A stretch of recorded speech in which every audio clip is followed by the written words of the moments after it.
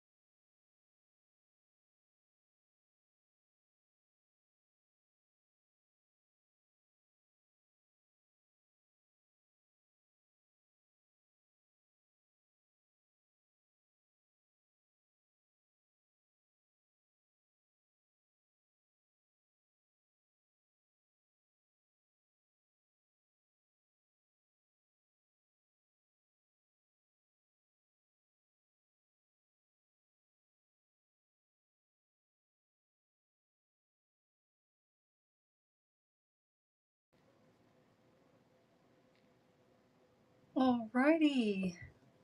We are all set up on Whatnot. Wait, let me make sure we're unmuted. Yes, mic is open. We are ready to go, Whatnot and YouTube. And I see that there are 3 watchers on YouTube. Welcome, welcome. Um, my name is Liza. I build cigar box guitars and also craft whimsical jewelry and am a content creator. I'm just an artist that likes to make things. And I am simulcasting both on YouTube and Whatnot. I may be interacting more with my Whatnot chat folks because I will be selling laser carved cigar boxes. I have a beautiful cigar box collection, and I've taken some of these boxes and have carved F holes into them with my laser engraver. And today on Whatnot, I will be selling these boxes live. So, YouTube folks, if you're interested in getting your hands on one of my laser carved boxes tonight, the fastest way to do that is to click on the link in the video description and join me on Whatnot. You can also get my laser carved boxes another way. Contact me via email. Just go to my YouTube account, email me, and we'll talk turkey about getting one of my laser carved boxes, and that's all. But if you can't buy anything today, no worries. I want some conversation. Sometimes these live streams can be really lonely and really hard to manage without having someone to converse with. So if you love cigar box guitars, whether you're a player, an enthusiast, a builder, or all of the above, chat with me tonight. And I will be here. I'm scheduled to be here until 7 o'clock. But if we have a good crowd, a good vibe going, I'll talk to my husband. I'm supposed to be on the Earworms live stream at 7:15. But if we have a good vibe going here, I'll keep going beyond 7. I'll apologize to him later. It's like, hey, I had a good crowd, and so I stuck with my crowd on both of my channels. So YouTube folks, you'll be able to join the chat if you subscribe to my channel. This is just a way because I'm a one-man person, one woman band here, and I'm running 2 live streams. all by myself. I don't have any moderators, so I have that little extra protection, at least on my YouTube chat, so that I can, control things, keep things civil. While I'm working these two live streams. I hope you like my hair today. It's like, how do you change your hair so often? Well, obviously, I love wigs. I love wigs. Is an inexpensive way to dress up. And so, yeah, today I'm sporting long. And so, yeah. So, let me show you um, what I will be selling on Whatnot tonight. There are going to be two categories of uh, boxes I'll be blah, blah, blah, blah, selling tonight. Not auctioning, just straightforward selling. I will be selling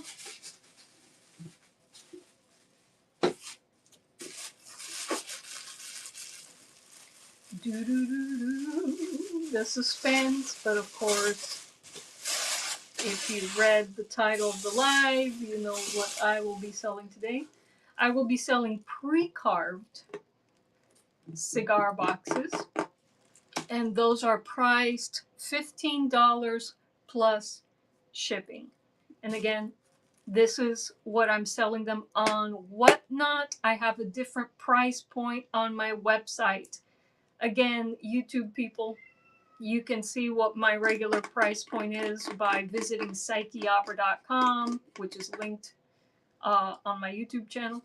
But Whatnot price point, because Whatnot does take its fees, and they don't include the bubble mailer and everything I need to do to get this to you. I'm selling these pre-carved boxes for $15 here on Whatnot. And I will be selling some uncarved boxes from my collection, but guess what? I will carve them for you. All you have to do is select one, and I will carve it for you. Now, if you don't like any of my of the boxes that I have set aside for carving, I will go into my stockpile and start bringing out boxes. I'll have to weigh them, of course, and put in a new shipping profile for them. But I'll weigh them for you, and you can select the box you want me to carve for you, and they'll be shipped to you on Wednesday. I ship everything on Wednesday, folks. And so, um, before we begin,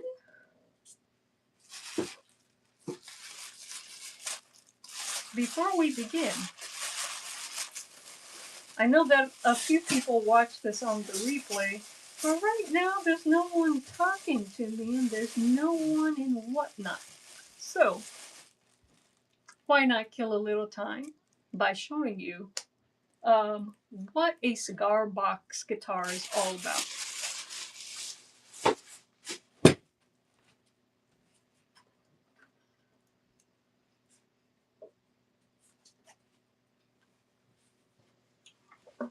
This, my friends, is Cat Tabac. It's my first build ever. It is not a perfect build. It is a noisy, rustic cigar box guitar, very different from the builds from some of the more popular builders. Rough and dirty instrument. Needs some tuning. Let me get that together for you. What's great about building a simple instrument, that is, if you appreciate the dirty, down home, rustic sound, of an instrument that's closer to the first historic cigar box guitars. Not exactly, but close. Um, the simpler the instrument, the more you can focus on the aesthetics. You can really let your imagination go. And let me tell you something, there is nothing like making music and making your own sounds with an instrument you built yourself. You will never have a connection to an instrument the way you will have it if you built it yourself. And it doesn't matter if it's perfect. You know,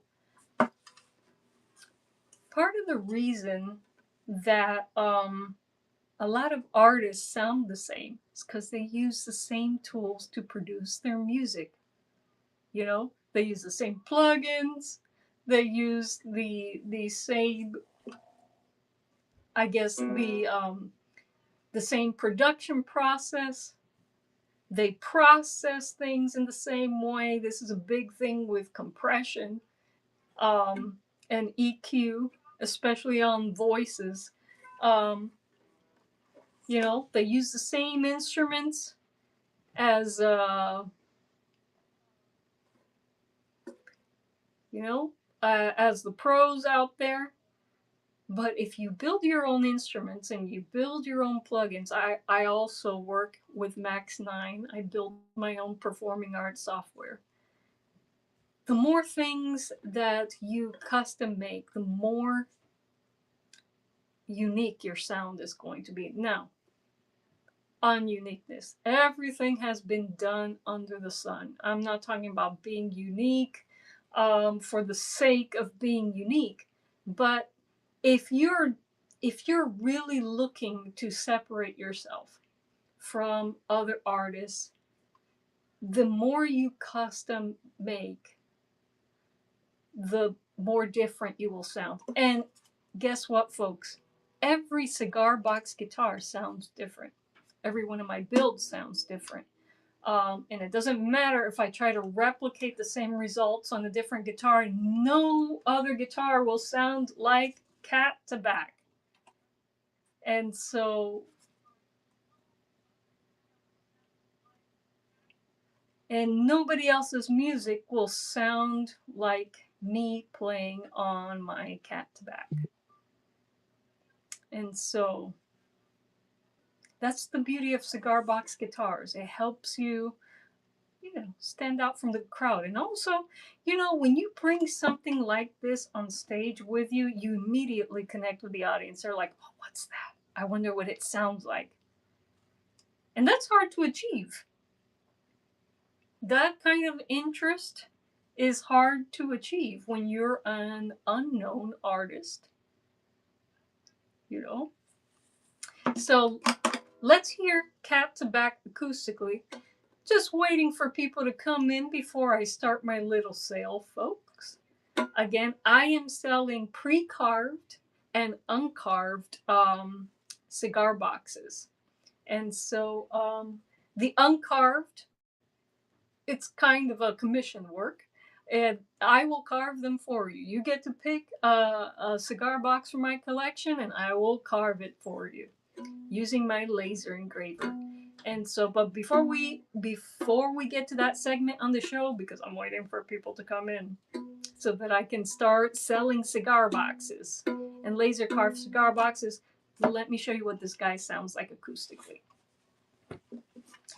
I got to do a little bit of tuning. He drifts a lot.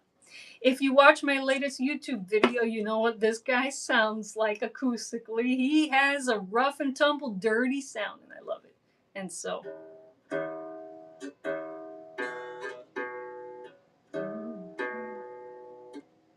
little sharp there. A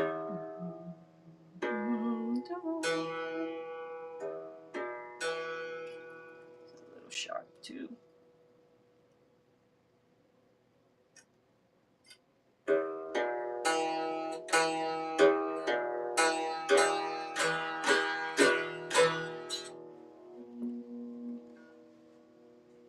Larger the box, the more holes you got, the more resonant your box will be acoustically. Cat to back is very, very resonant. Cat to back is probably my most resonant cigar box guitar, and it is the first. I haven't achieved the same type of resonance with other builds. Very interesting.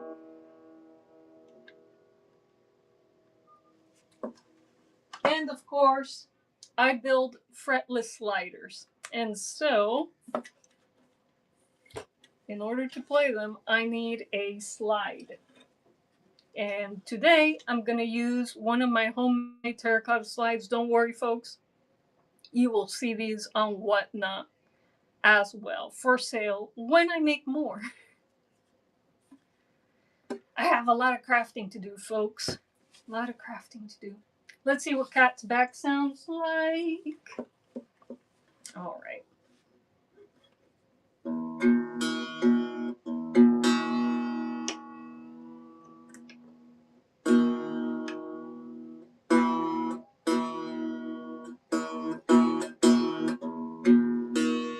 Ooh, drifted downward just now.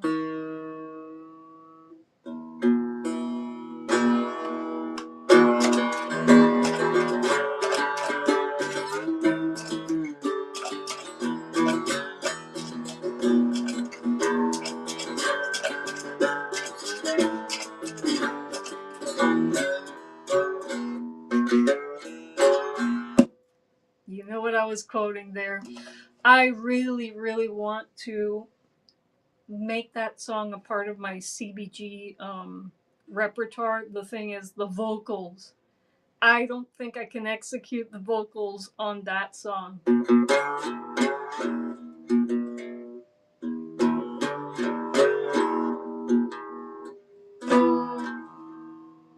All right.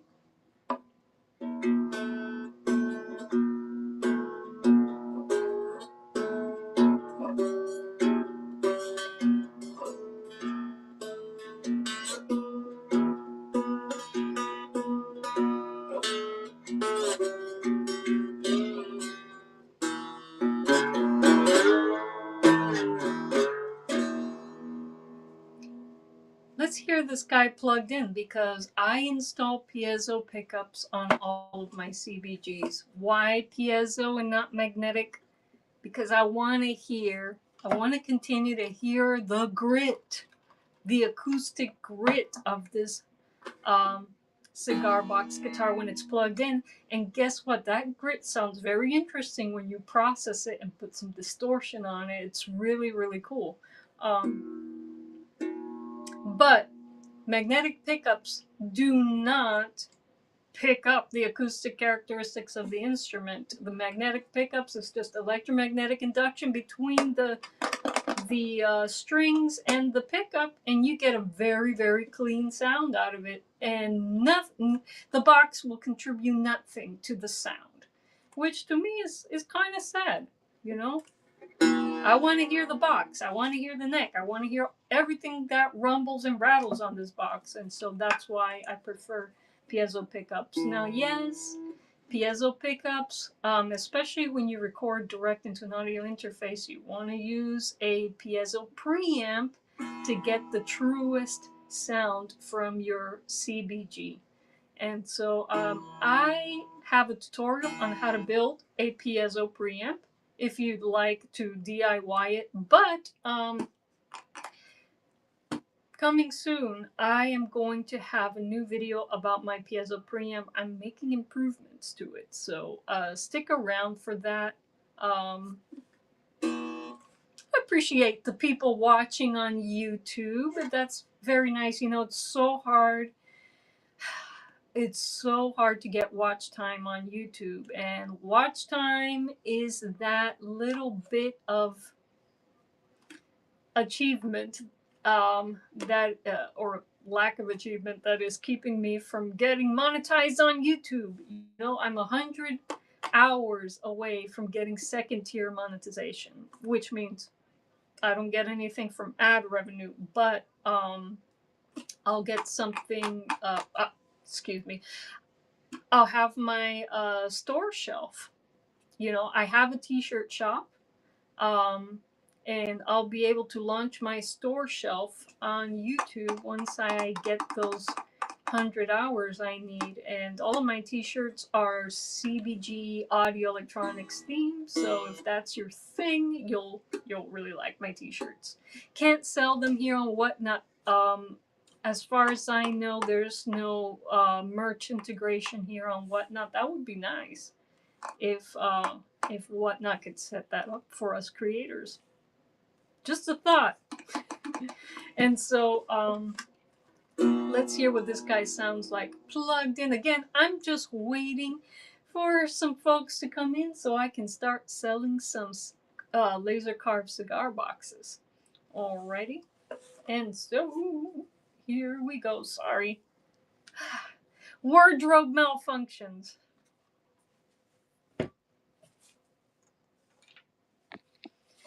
Okay, here we go. Plugging in to my piezo preamp. Excuse me, my piezo pickup. And let's hear Cat to Back.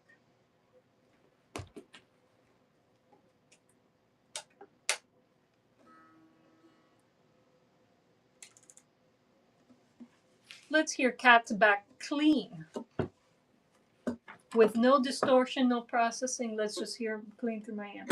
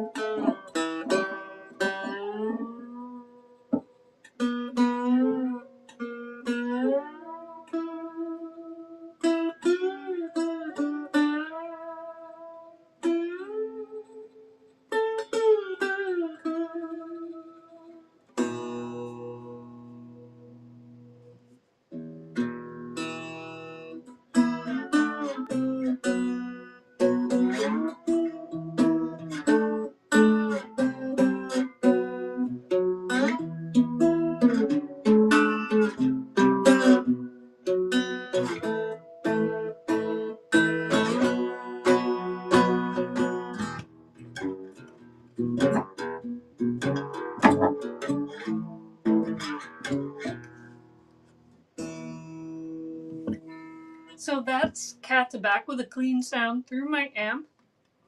Let's add a little bit of dirt. A little bit of crunch. How about that? Yeah. A little bit of crunch. A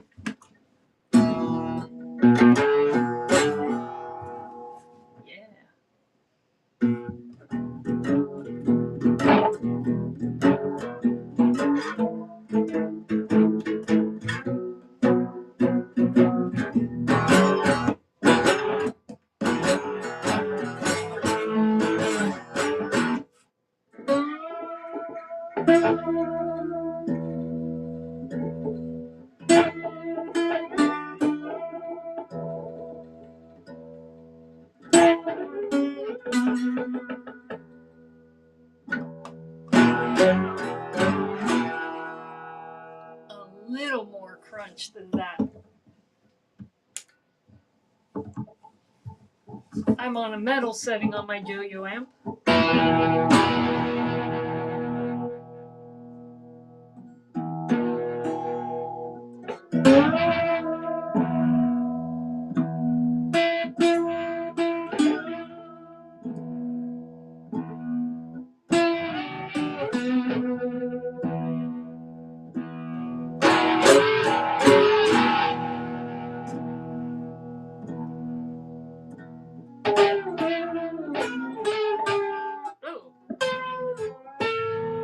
forgot my melody. Okay, there it is.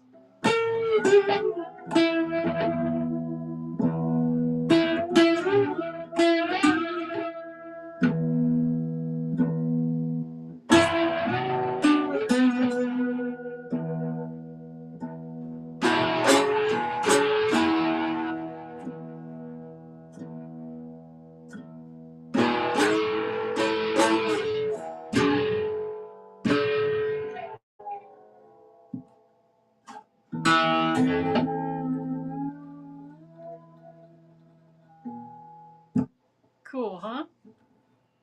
Summer Gear, welcome, welcome. Today I'm selling laser carved cigar boxes. And so if you're interested, stick around.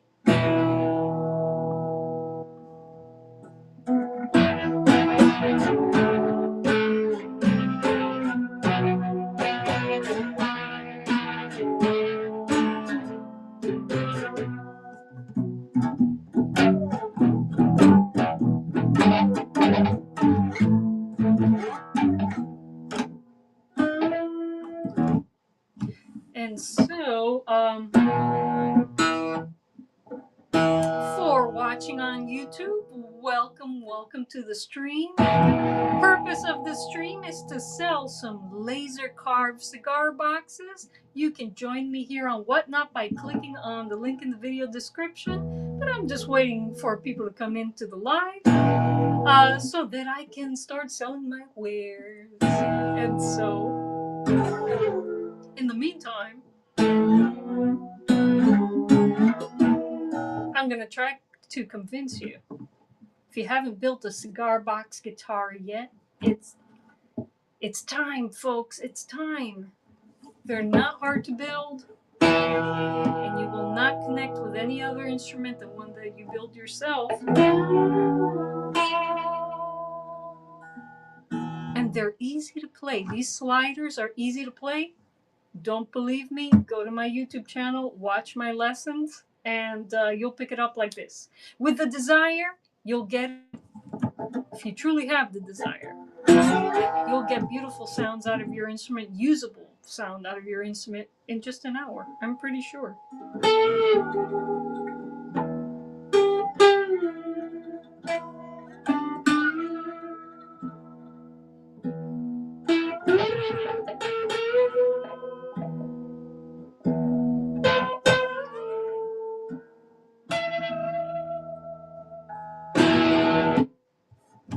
Let me grab another CBG and show you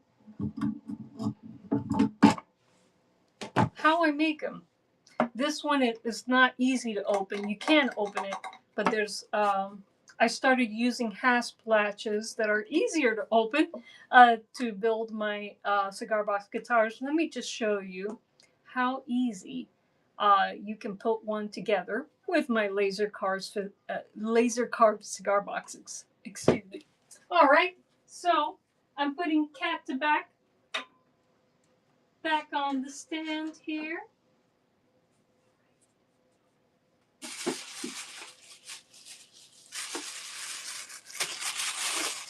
And I guess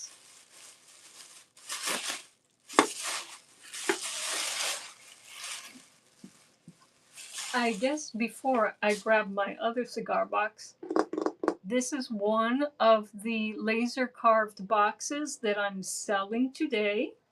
Arturo Fuentes. They're all roughly 7 by 9 by 2. Some are more charred for a more rustic look, and some are cleaner. They all have the same beautiful F-holes in them, though this guy would make a great soprano CBG using the top 3 strings of an acoustic guitar set. They just doesn't mean that you can't put bass strings on this. I've broken all the rules for building CBGs myself. But if you're looking for an optimal sound, these would make good sopranos. I'm just going to post a listing up And I'm going to pin this product here for anyone who would like to grab this guy. This is cigar box number 1. Want to grab it? You can get it. All right.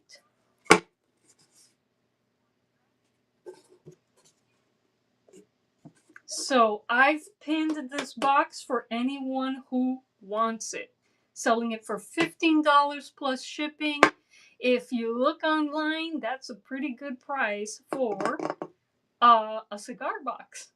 Alrighty. Especially a carved one. One with that has some detail work on it already.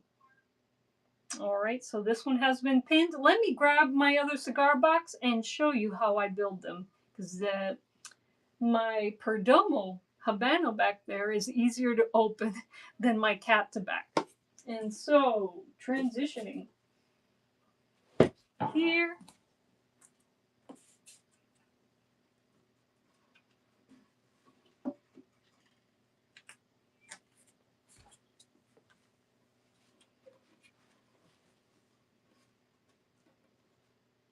Here's one of my best builds, my Perdomo Habano. This is actually my husband's cigar box guitar. I built it, and he's like, I want to keep that one. I want to stay with that one. Don't sell it. And so I haven't sold it. This is his guitar, but I'm borrowing it for the stream today. And what I like to do is basically thread a 2x1 through the lid of the cigar box. That's what I like to do. This is my favorite piezo placement. Give you a nice rounder tone even before going through a preamp. Get better bass with that placement for sure. You notice that most of the boxes that I'm selling today are the CBGs with the flat lid that close flush into the box. I prefer the lipped lids. There are plenty of tutorials out there, though probably more tutorials on how to build cigar box guitars with these type of boxes than with the ones I'm using. So definitely go to Del Puckett's channel or Shane Spiel's channel, or just search cigar box guitar and you'll find countless videos on how to build with these boxes. But I, for one, prefer the lipped boxes, and I use hasp latches.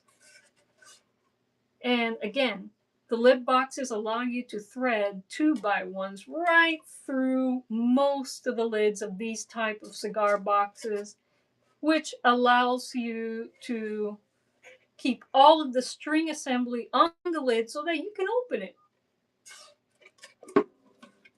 and put your slide in there or carry things to your gig.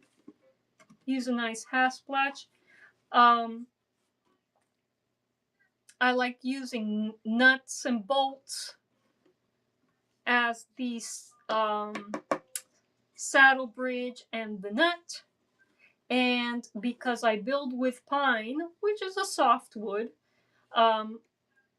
I use Fender style headstocks rather than try to put 2 pieces of wood for that bent headstock. You get the same results by doing a Fender style headstock with a little forget what these are called, tone bars, pressure bars. Alrighty.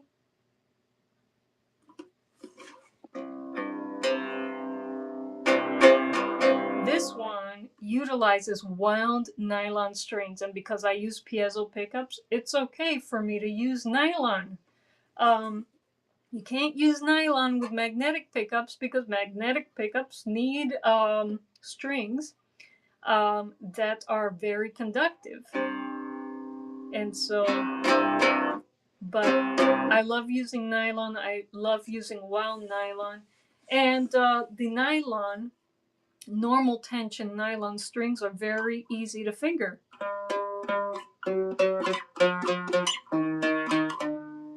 Which is why my husband really likes this guitar, because he doesn't like to play with the slide. He likes to finger his notes. And so you could use this particular guitar as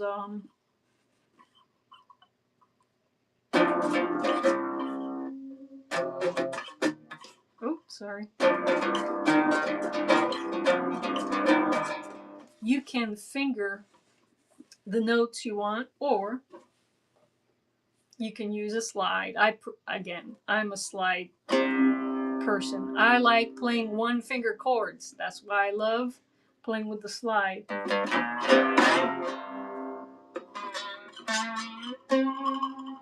You know, wound nylon really gives you a sustain. It gives you a sustain and the warmness of phosphor bronze, but it's easier on the strumming and picking hand. I love wound nylon.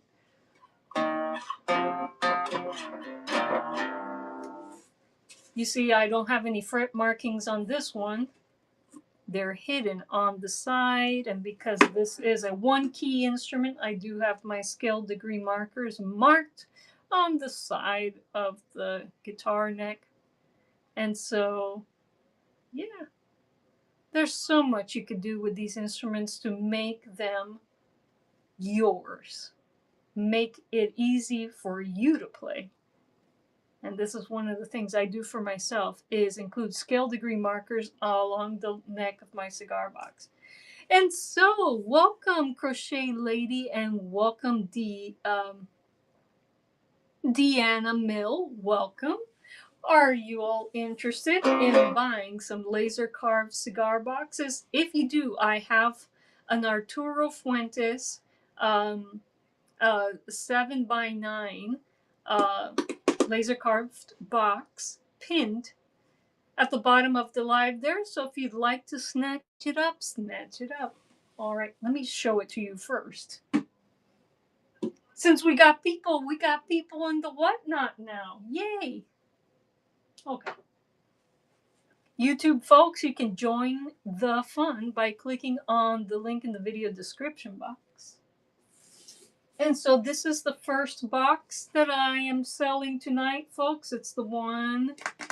This is Arturo Fuentes #1. Actually, let me give you the correct dimensions, because all of my Arturo Fuentes are a tiny bit different. All right. Tiny bit different. They vary a little bit. This one's a 7.5 by 9.5 by 2-inch box. Again, as I mentioned earlier in the live, it's great for a soprano instrument.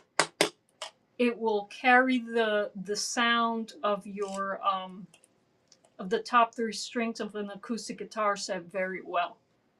But that doesn't mean you can't put bass strings on this. Again, there are no rules to building cigar box guitars. Just build something that works for you. All right.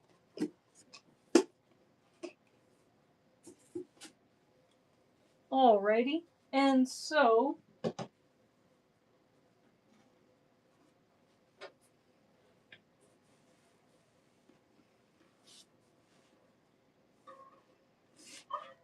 we have some people joining us here on Whatnot. Very cool. Welcome, people on YouTube. Nice to see you on YouTube. I appreciate you being here and watching. Watch time is hard to come by on YouTube, and I appreciate you being here.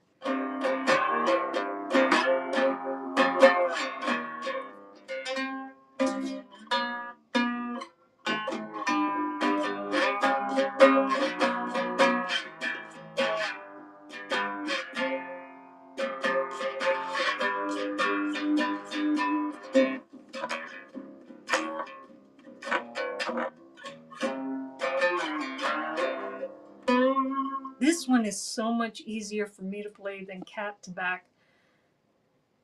So many reasons why. Hey, Albert, welcome, welcome. Thank you so much. Yes, that Del Puckett podcast was a lot of fun. I'm glad you were able to catch the replay. How are you, Albert? How are those bows coming? I can't wait to buy one from you.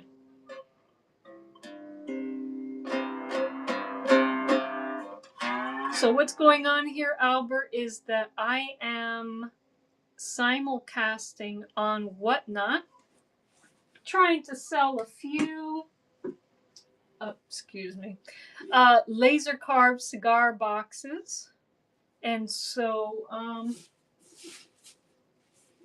yeah, I'm just basically, hanging out here, selling these guys on Whatnot.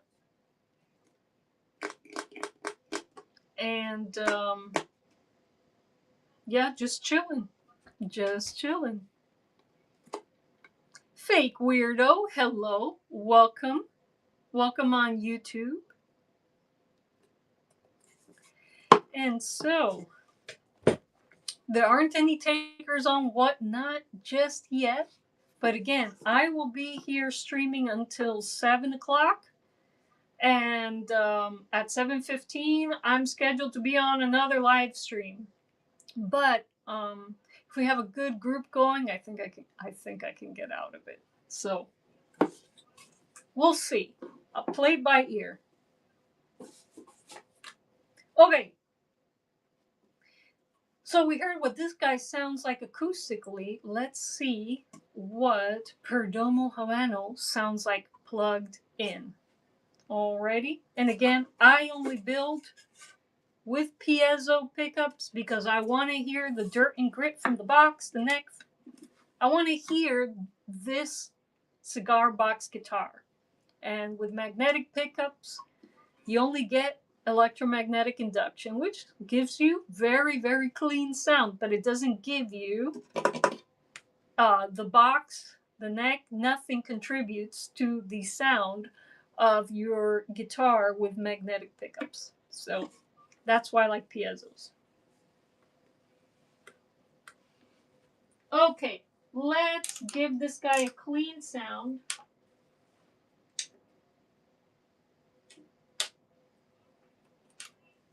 Okay, plugging him into my amp. Kivmog 13283, welcome.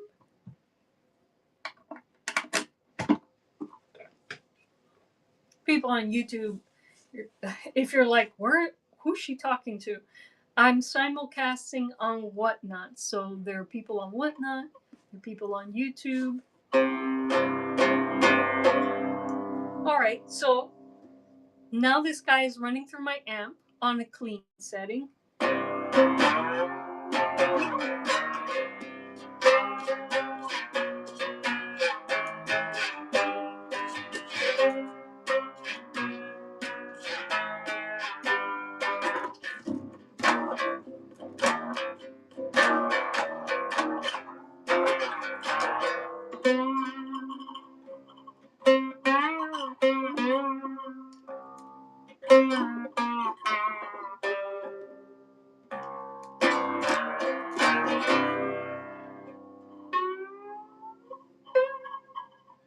Alright, let's add a little bit of distortion to this noisy, gritty CBG.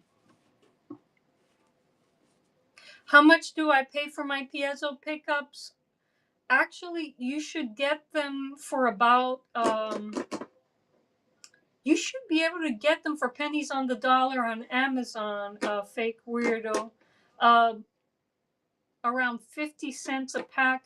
It's been a while since I had to buy piezos, so don't quote me on that, but Amazon is the best place to get piezo pickups, and they're always sold in bulk. And you don't need the big expensive ones.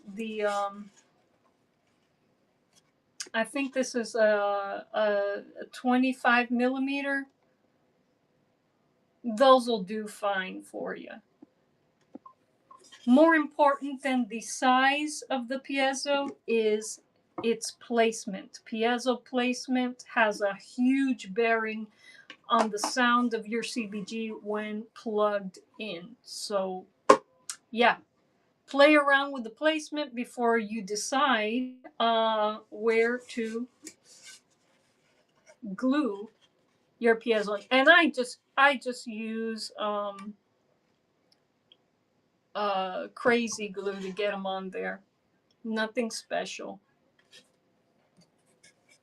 You're welcome, fake weirdo. Nice to have you on the channel. Let's add a little bit of grit to this gritty sound. Ah, and you'll notice this guy has no sound holes on the top of the box at all. That's because I didn't have the heart to mess with the art of this Perdomo Habano. So what I did was put a sound hole on the top, and I think there is another sound hole somewhere on the side. No, that's it. I just got away with carving one sound hole into this CBG.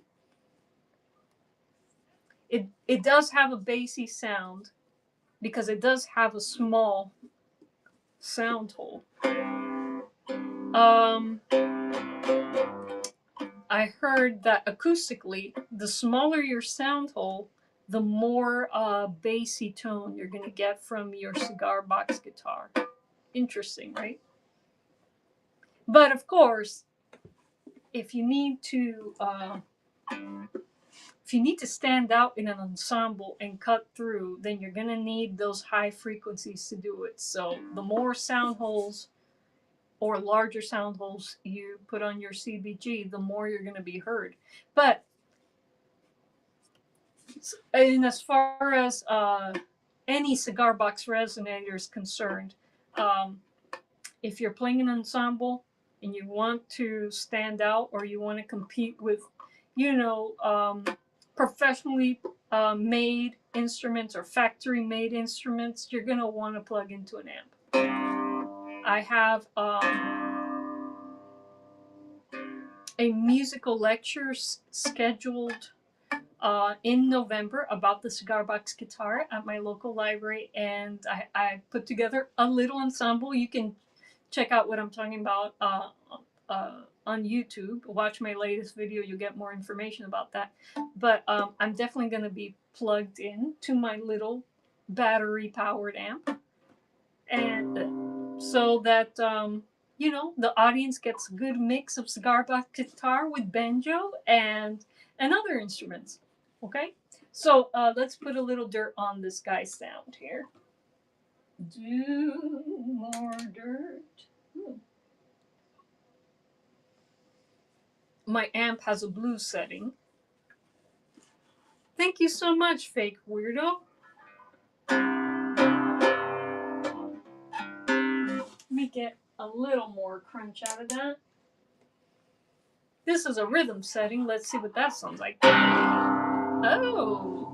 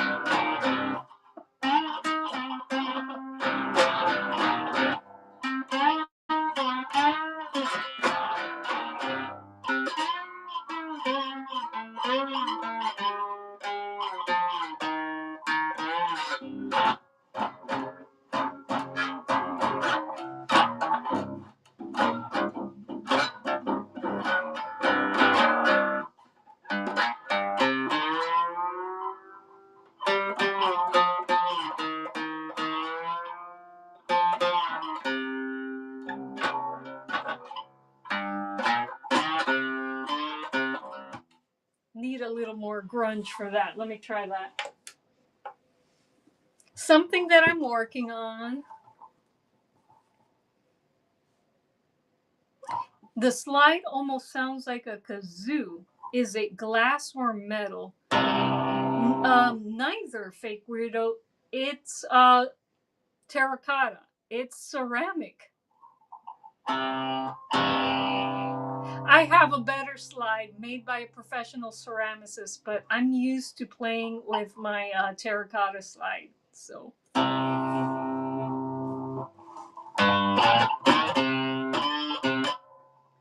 Working on it. It's not ready yet, but. I'm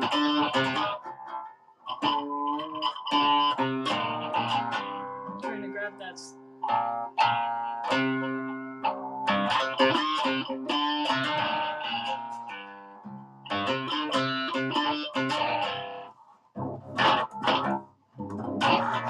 Let me see.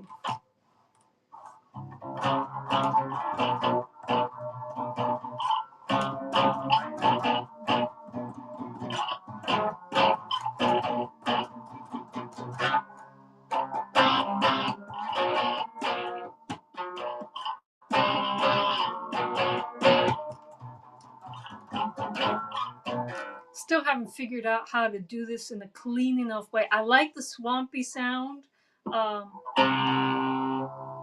I need to clean it up a little bit. And it's more about my playing than the actual instrument. Did I make this? Yes, I did. Fake weirdo. I did make my own terracotta slide. And if you're interested in making your own guitar slides, I have a tutorial about it on my channel. If you haven't seen it yet, go check it out. It's on my main Cigar Box guitar playlist. Alrighty. Yeah, you can make this with the FuseWorks Craft Kiln electric kiln.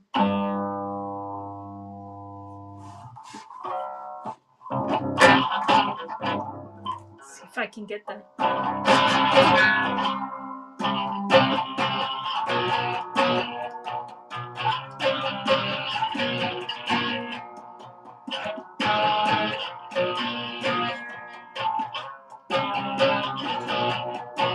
Yeah, it's definitely the swamp version of Beat It.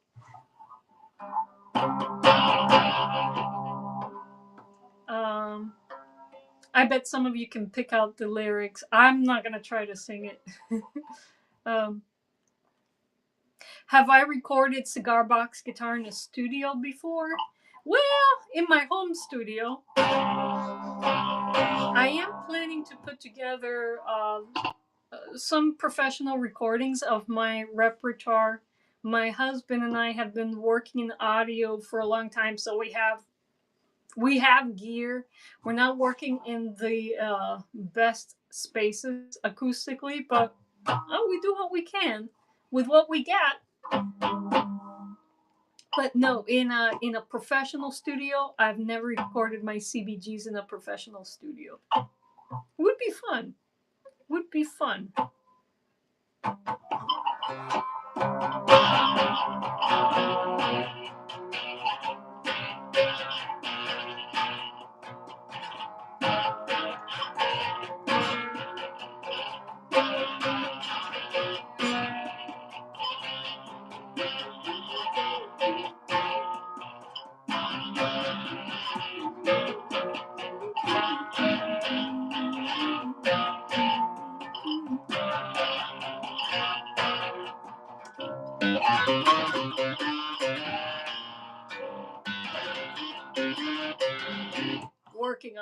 Working on that. I have to, again, that it sounds more swampy than it's supposed to because of my playing, not because of the instrument. I'm trying to get that to work out. Another song that I'm working on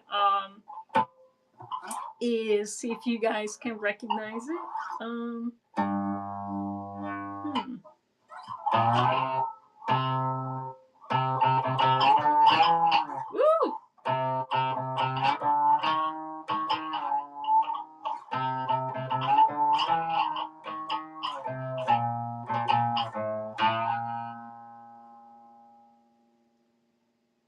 I had it better the other day.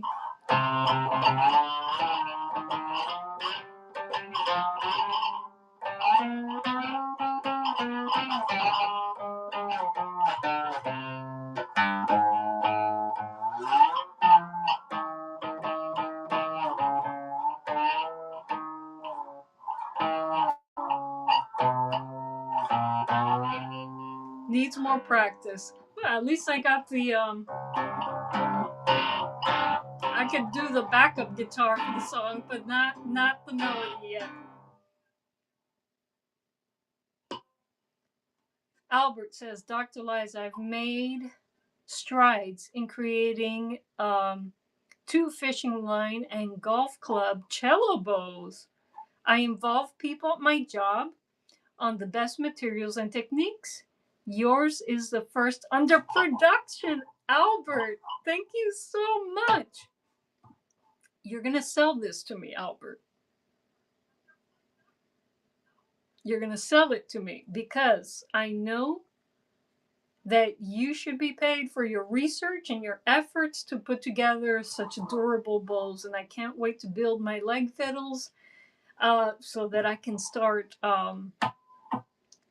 using your bows and telling people about them. So, yeah, I'm excited to see your first bow come out of your home shop. So, very cool.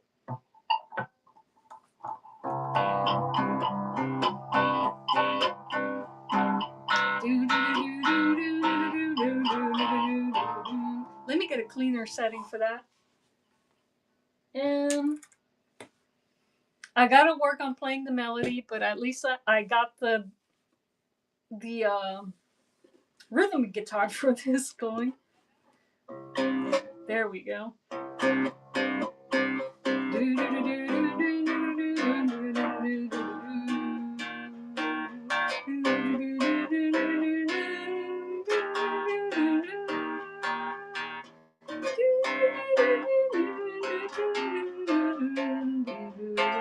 Oh, thank you.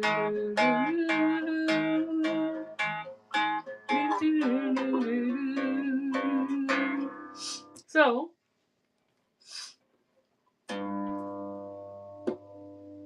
working on playing the melody at tempo without making any errors, and figuring out what notes to play wasn't the problem.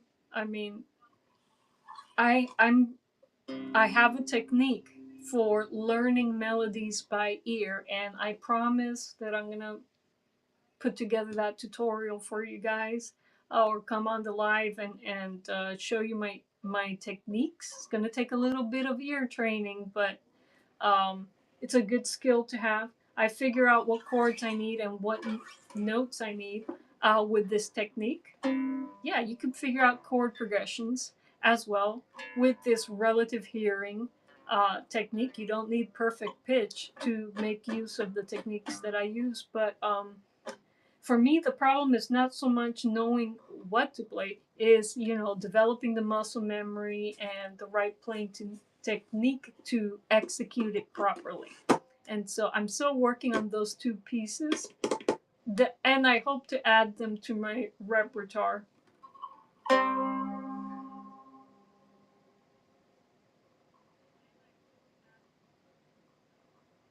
You got me to accelerate the production process, Dr. Liza, inspirationally, and thanks for that. Oh, that warms my heart, Albert. Thank you so much.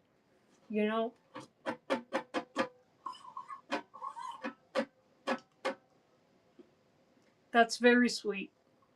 Alrighty.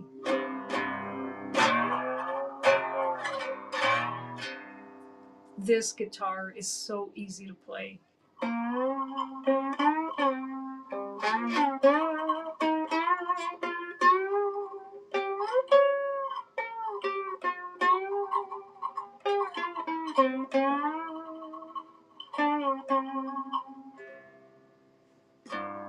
So much easier to play than my cat to back. Well, now that I got some people in my whatnot who's ready to take home one of my Arturo Fuentes laser carved boxes? Let me show you the first one that I have for sale today. Oop.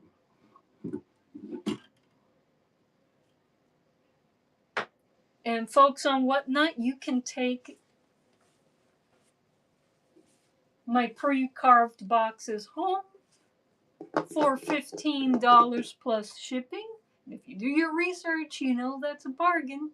Okay, so here's the first one: 7.5 by 9.5 by 2. Makes a good soprano cigar box guitar. Got beautiful F holes, but still a little bit of charring around the F holes, still maintaining that rustic look for your guitar. And so if you want to take this one home with you folks, click on the Arturo Fuentes link in the bottom of your Whatnot screen. It is the pinned item at the bottom of the screen. Alrighty. And I got more of these. They're all slightly different sizes, so when I pull a new one up, I will measure it for you and you'll know exactly what you're buying. I also have some boxes from my collection that are not carved, but I will carve them and ship them out to you on Wednesday. So, well, the carving will probably take a few days. But, well, the carving doesn't take a few days, but if a few people order, the carving will take a few days, and I do all of my shipping on Wednesdays. Shelix, welcome, Shelix 2013. All right, and YouTube folks, if you want to get your hands on one of my laser carved boxes, you can join me here on Whatnot tonight. I'll be here until 7 o'clock, or you can just email me. You can go to my YouTube profile, email me, and I'll give you the lowdown on what I want for these boxes. I'm selling them on Whatnot for a little bit more because Whatnot takes a little bit of your profit, and so that's calculated into my price here on Whatnot. But folks on YouTube, you could email me, reach out to me, and I will sell you a box for cheaper than $15 plus shipping. But if you're on Whatnot, you want it now, you can take it home for $15 plus shipping. And I ship on Wednesdays, folks. I ship on Wednesdays. And so this is the first Arturo Fuentes. Let me show you another Arturo Fuentes that I've carved. If you want a look that's a little less refined, then I got another one for you. This one is great for a really, really rustic CDB.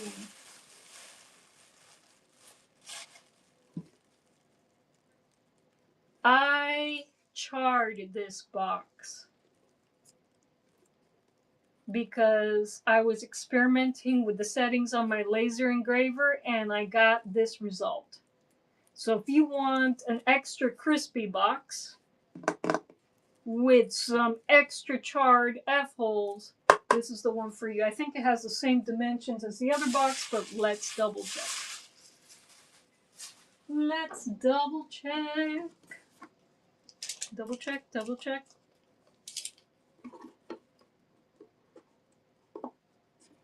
Yeah, same dimension, 7.5 by 9.5 by 2. Extra crispy.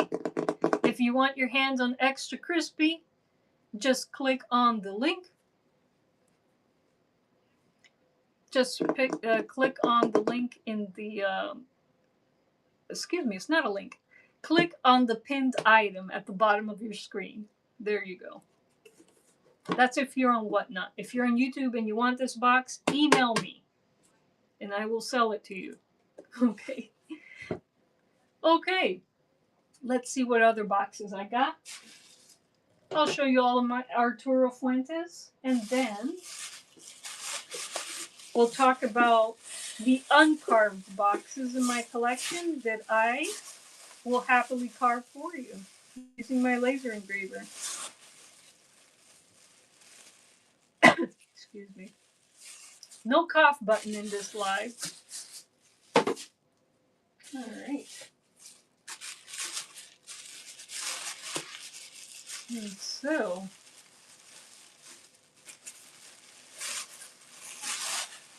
Albert says relative pitch would be good to learn as a beginner like I am.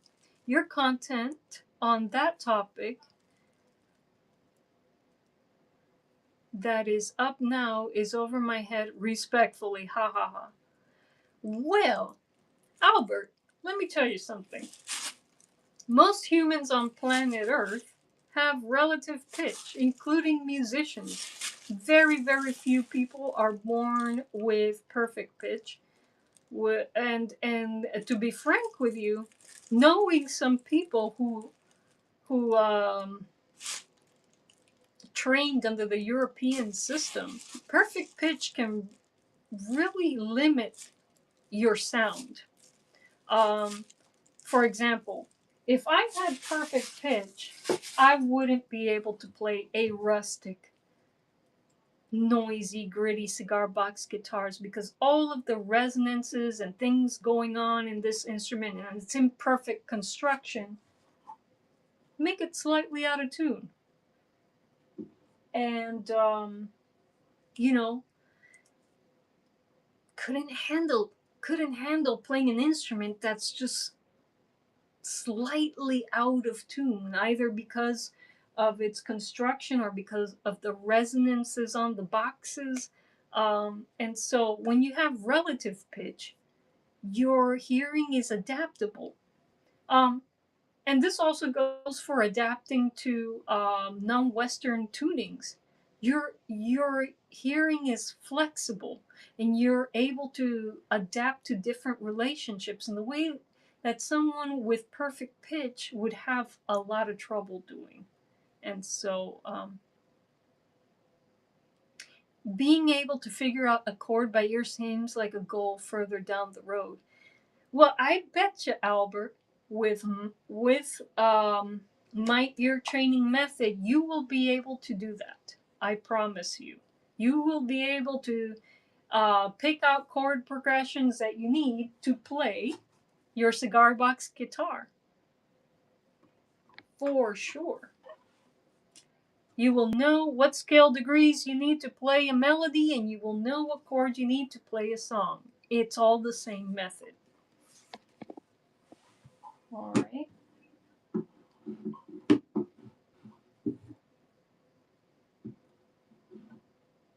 And my method is all about being able to hear scale degrees.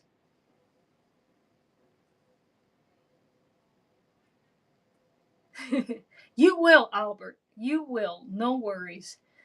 I haven't scheduled the stream or the streams because it's going to take multiple streams to get through all the exercises you need to do to build good relative hearing in order to do the things you want to do. But so much going on right now. But when things slow down and I can really focus on putting together the lesson plan for those streams, I'm gonna schedule them. I'll probably schedule the builder stream before I schedule the lesson streams because they're easier to put together. But yeah, yeah, I promise you, if you're diligent about doing the exercises that I will show you, you'll be able to hear the scale degrees and the chord progressions that you'll need to play melodies or to play songs on your fretless cigar box guitar. And I'm focusing on fretless cigar box guitar playing one finger chords with a slide. So I also have lessons by other people on my lessons playlist. So those are people that I've learned playing techniques from, and so you should also check those lessons out on my playlist as well. Alrighty, and so I was going to show off another box. Here's a one with a cleaner cut. Has the same dimensions as the last one, 7.5 by 9.5 by 2. Again, great for a soprano CBG. You could see the charring from the laser engraver. Of course, when you build, you'll want to remove this plastic. You'll want to do that. Okay.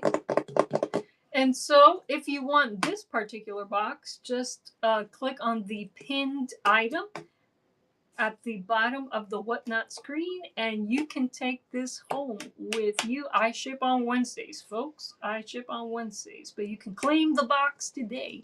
YouTube folks, if you see a box that you like, shoot me an email.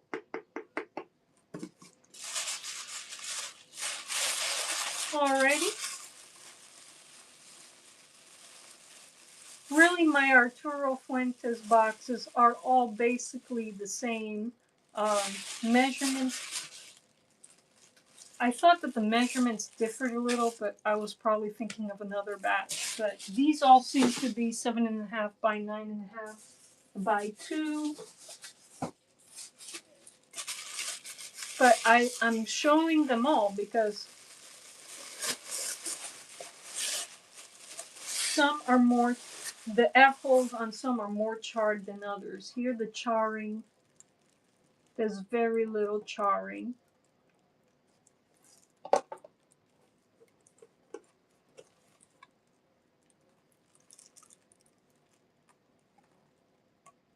Ooh, this one, the hole continued onto the inside. I think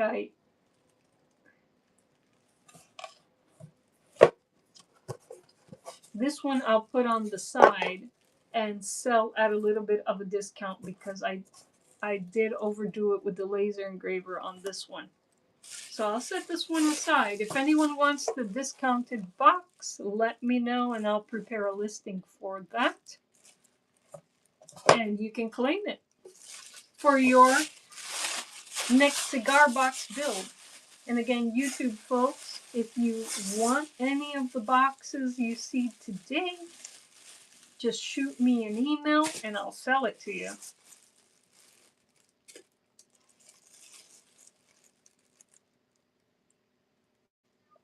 Oh, okay. Cool, Albert. Do shoot me an email.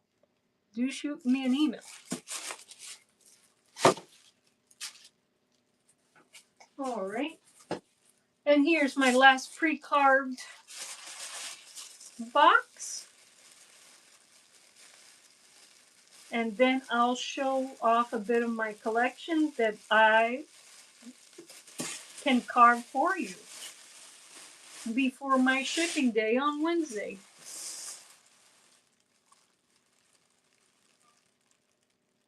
This one's a little more charred than the one I showed before.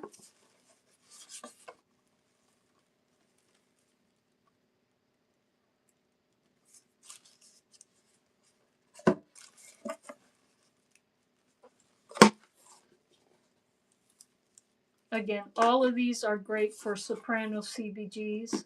Top 3 strings of an acoustic guitar set would sound really nice with these boxes. But again, there are no rules to building CBGs. You can put the bass strings on this if you want. You know, it's all about what you want out of your build.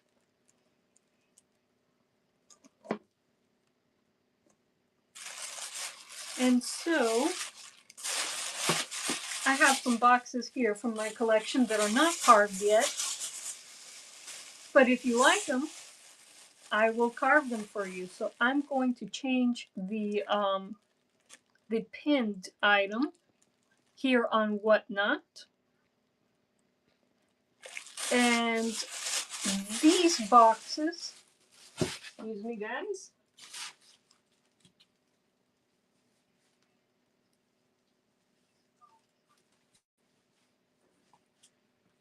these boxes that I'm selling for $18 plus shipping are not carved, but I can carve them for you. What pattern F hole, excuse me, what pattern sound hole am I using? The same F holes that you see on my Arturo Fuentes. I'm just sticking to the same program that I've built for the Arturo Fuentes boxes. And I'll have other programs going pretty soon, but right now I'm just sticking to the F holes that are already set and ready to go on my laser engraving system in my workshop. So if you don't see a box that you like, let me know what you would like me to carve for you, because I have a big collection. But the reason that I have a few set aside is because they fit within the shipping profile that I already have prepared. If you choose a heavier box, I'll make a new listing for you here on the live, and we'll go from there. All right. But I do have a shipping profile set up for these. Again, I'm selling these for $18 because I will carve the F holes for you and ship them out to you on Wednesday. So I have this one for sale. This is an Avo Uvenesian Ritmo. Very beautiful box. Has splash. If the sound holes will be carved this way, so when you play the guitar, like that.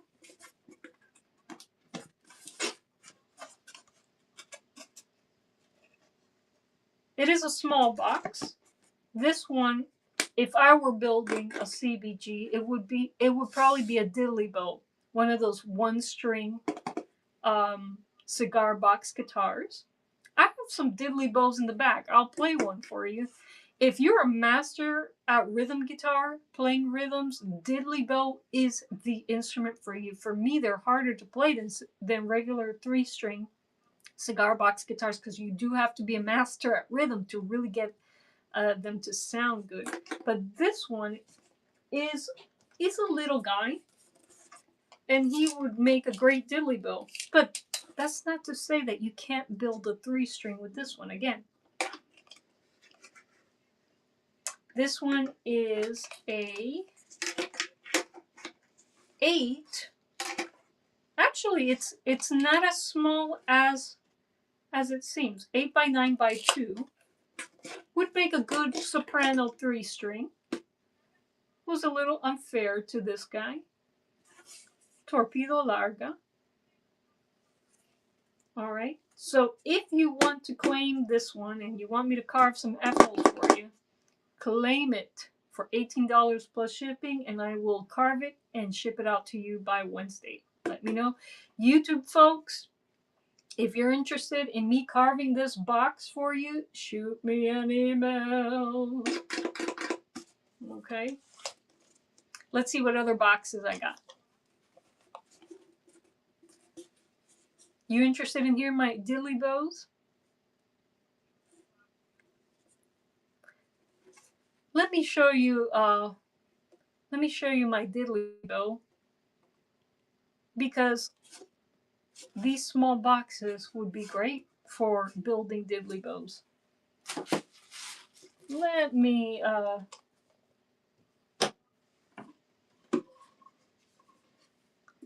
put this Perdomo Habano back in its place and pull out my diddly bow.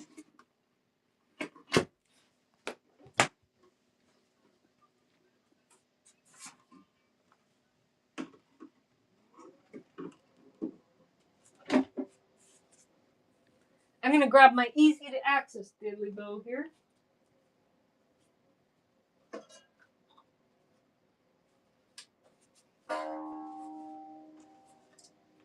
This is my Pirate Padrone diddly bow. And these F-holes were actually hand carved. That's why they're not as symmetrical as the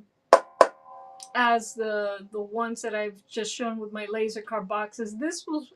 These F-holes, folks, were actually made with a jigsaw, and I almost broke my box trying to carve out sound holes with a jigsaw. So, yeah. Laser engraver is definitely the way to go. By the way, if you are building cigar box guitars and want to invest in a laser engraver and don't know where to get started on that, subscribe to my mailing list. The confirmation email has a link to my latest newsletter number 5, and it has a written tutorial on how to get started carving sound holes into cigar boxes with a laser engraver. I include everything, including troubleshooting information in that tutorial. It is an 18-minute read. It's that detailed. So go to my YouTube channel, and from there you can go to my website, psycheopera.com, and subscribe to my mailing list and get a hold of that tutorial. So, Hanky Doodle, welcome, welcome, welcome. Are you interested in buying laser carved cigar boxes today? Let me know in the chat and I'll let you know what's available.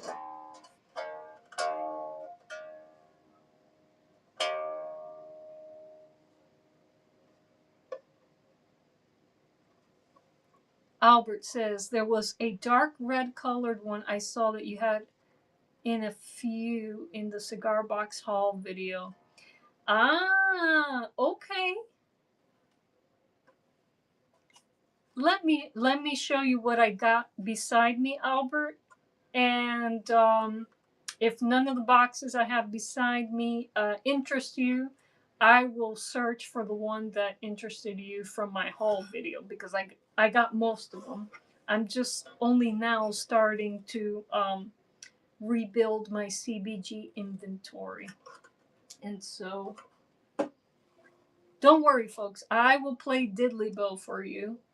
No worries, no worries. I'm not a master at rhythm guitar, but I'll try my best.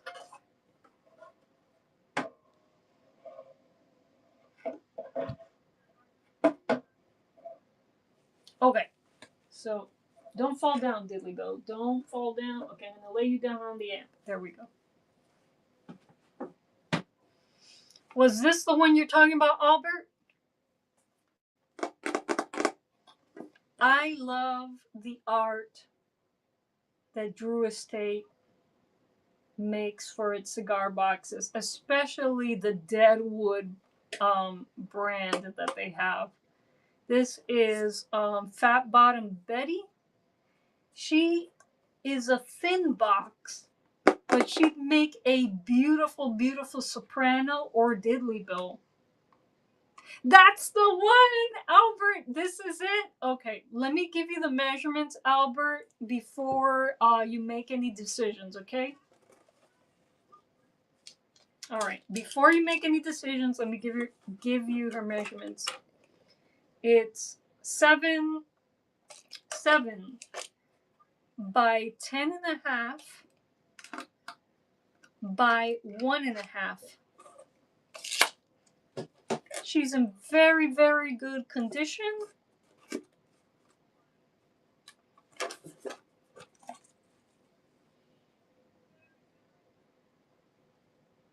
Okay. Isn't that gorgeous? And so, still have her ribbon in there. So, Albert, if you're interested in me carving F-holes into this cigar box for you, shoot me an email. and we'll talk turkey. And since you're a super sub, you will get a 10% discount. So,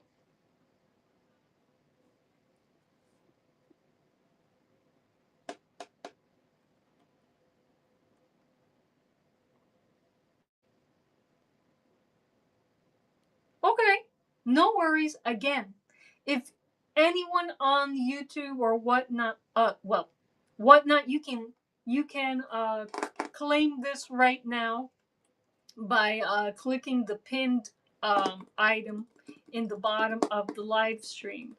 And what I'll do is for $18 plus shipping, I will carve the F holes into this box for you and ship it out to you on Wednesday. But YouTube, anyone on YouTube, Albert, if you see something you like, just shoot me an email and it's like, it's that box, and I'll get it carved for you, and we'll talk turkey, and then I'll ship it out to you by Wednesday. So, yes, put this one aside. Okay, I'm setting this one aside for Albert. This one has been claimed by Albert on YouTube. Sorry, folks. She's claimed. Okay. Thank you, Albert. Okay. But no worries, folks. I have other boxes here for you. I got a punch box. Now, punch has cedar on the back, but cardboard on the sides and on the lid. But that doesn't mean this won't make a good cigar box guitar. I've built CBGs with cardboard, with boxes that incorporate cardboard, and they sound great. If you go to my YouTube shorts and listen to my Bolero build, actually, that I don't have a short with my Bolero build. If you go to my CBG playlist on my YouTube channel, whatnot, folks, my YouTube channel, I use the same username on YouTube. So search for youtube.com, Psyche Opera, and look for my Bolero cigar box guitar, and you'll hear a cigar box guitar that was built with a box that has a little bit of cardboard on it. And so, if you like this one, I will carve F holes for you using my laser engraver and ship it out to you on Wednesday. Here on Whatnot, folks, I'm selling this one for $18 plus shipping.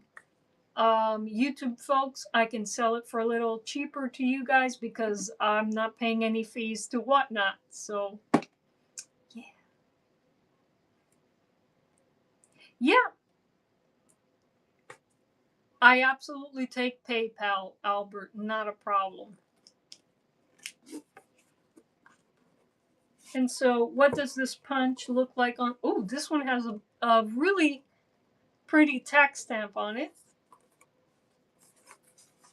So this is what it looks like on the inside. Now, by the time I finish laser carving it, there might be some charring on the inside, but you're not really gonna look at the inside of the box, are you? So, alrighty.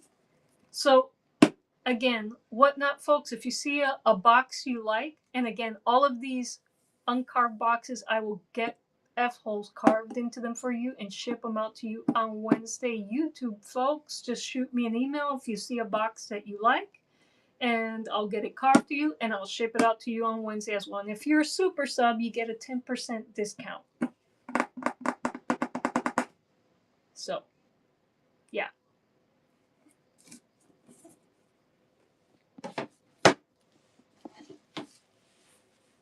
Again, my super subs are on YouTube, folks. YouTube. Yeah.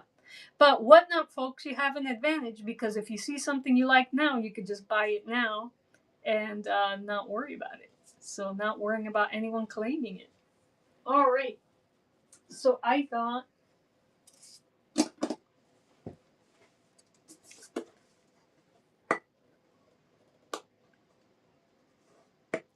Do I see those maroon colored ones around? You had 3 or 4 of them. Do you think those were the Perdomo ones, Albert?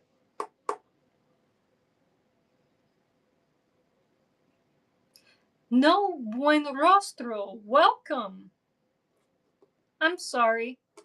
I didn't see that you said hi before. Welcome to my YouTube live stream. Actually, I'm simulcasting on YouTube and whatnot.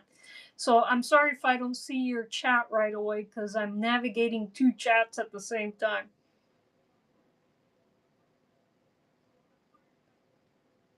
The Perdomo. Albert, I'll bring some Perdomos out for you after I get through this lineup. These are the lineups I have for my whatnot folks because I already have a shipping profile made for them. But since the Perdomos are a little heavier, um, um, I don't have them with me right now. But I will grab some Perdomos for you and set them aside for you and carve them for you. Not a problem. All right. For anyone on whatnot, if you like this AJ Fernandez box, let me get the dimensions for you. Again, I'm charging $18 for this box and for carving the F holes into them for you. And I'll ship them out to you on Wednesday. And you can claim this AJ Fernandez right now if you'd like. Dimensions for the box. This one is 7 1/4, 9 1/2, 2 inches. Makes a great soprano cigar box guitar. Again, CBG building rules are meant to be broken. You can put the bass strings of a guitar on this and it'll work. If it works for you, it works for you. All right.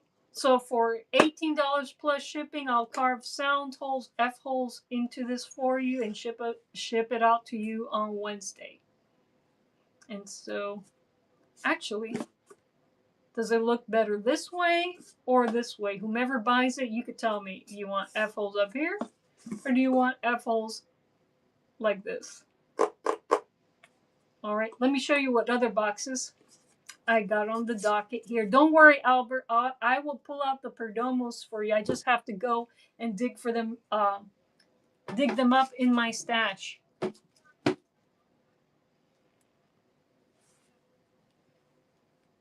How much for the extra sound, custom sound holes? Well, on Whatnot,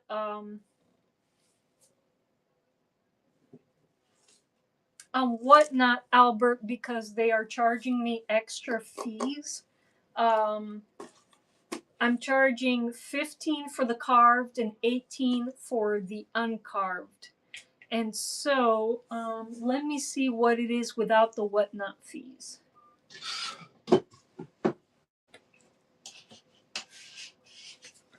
I have things calculated.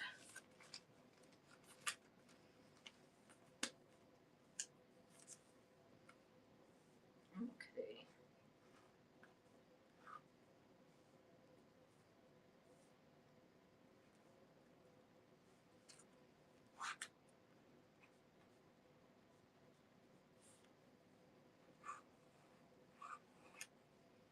All right.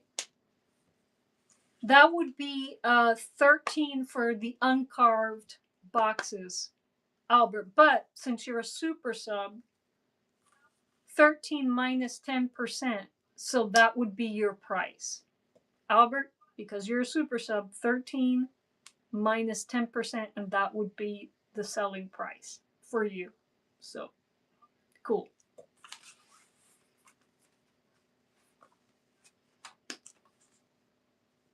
So that's YouTube custom carving. All right.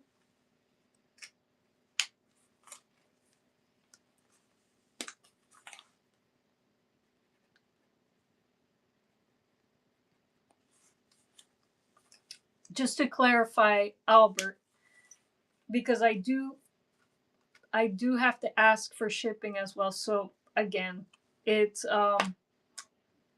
13 minus 10%, but that's not including shipping. So what I would do is I would ask you to send me your mailing address, and I'll calculate it with USPS, and then I'll send you the shipping cost, and then you can decide whether you want to carve the box or not. So that's how I usually work with people on YouTube. On Whatnot, you can claim it because it claim it right now because they calculate the shipping for me. But um, for YouTube, for you, Albert, is 13 minus 10% plus shipping.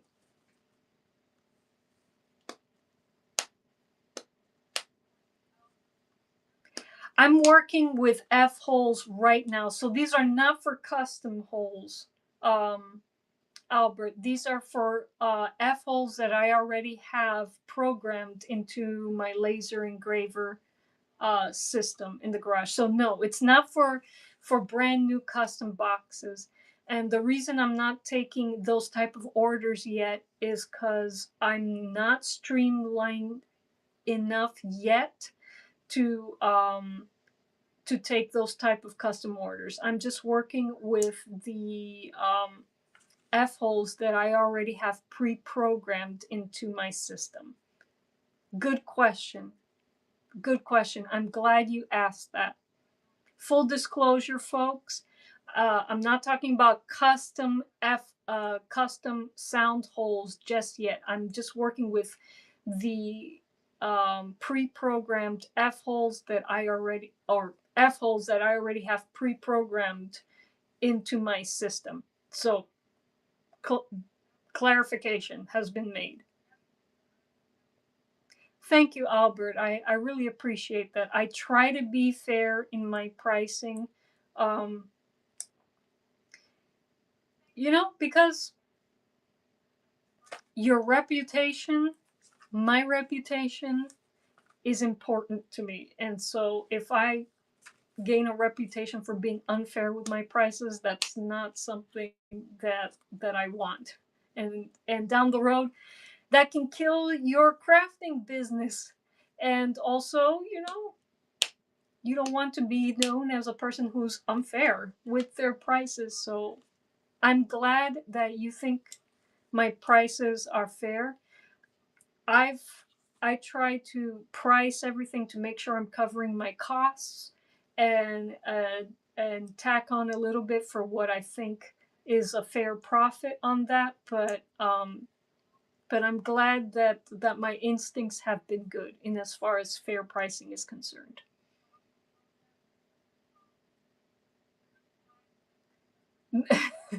Really? Oh, you mean in the Del Puckett podcast? Albert saying people in the podcast chat were shocked at how fair you are. Ha ha ha. Yeah, he's talking. I was recently, folks, on Del Puckett's podcast. It was an honor being there, and yeah, I since my CBGs are simple, you know, I calculate what it costs me to build them and what I think a fair profit on my simple CBGs are. And so I've been told that craft markets as well that my prices are fair. And so yeah, that makes me glad. And so I don't have a good instinct for selling, but I guess I have a good instinct for setting prices. So I'll keep going with my instincts. Jeff, welcome.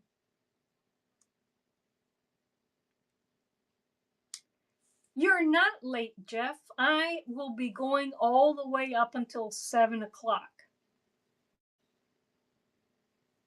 Um, Albert says, honestly, they are right. Your builds should go for a minimum of $200. I'll have to think about that, Albert. Um, it. That's very nice of you to say. I'm honored that you think that they're worth that much. So I'm really honored. truly. And so, um, let me continue to show off the boxes that I have on the docket here. And again, folks, what not, folks? What not, folks? For the uncarved boxes, you can claim them right now for $18 plus shipping. YouTube, folks. Uncarved boxes, 13 plus shipping. I will carve the F holes for you using my laser engraver and ship them out to you on Wednesday. If you don't see a box you like, I will go digging for you. Albert, I will dig for that Perdomo for you. Dig up that Perdomo for you. I'm just showing off the boxes I have in front of me right now. You're not sure how much to price yours either, Jeff?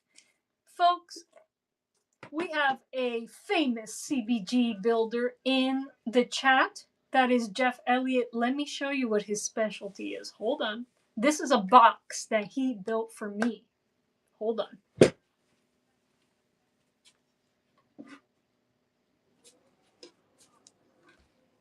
I know that I showed this off in the live already, but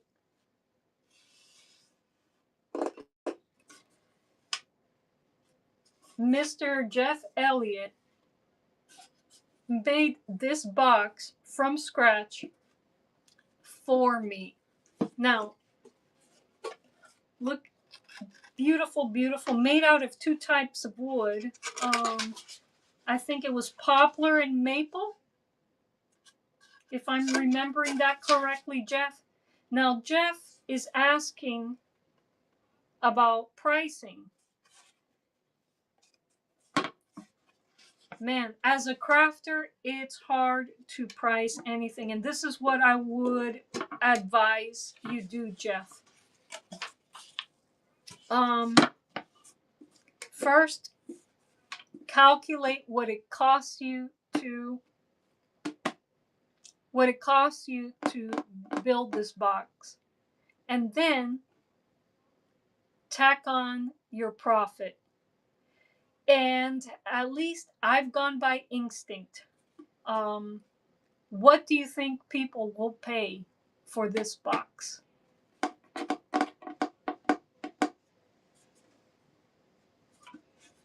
Now, to give you a little bit of perspective,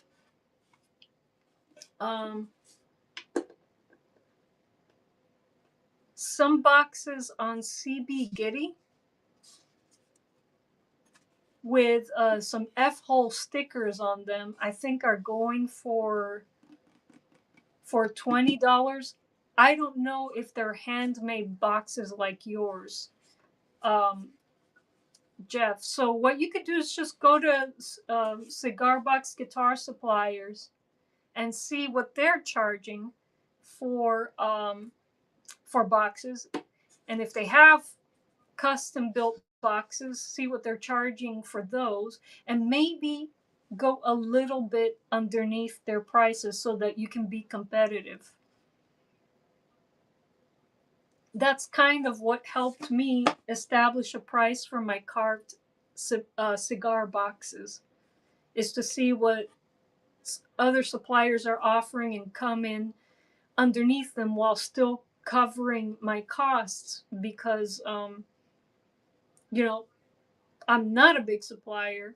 And I need to encourage people to come in and give me a shot.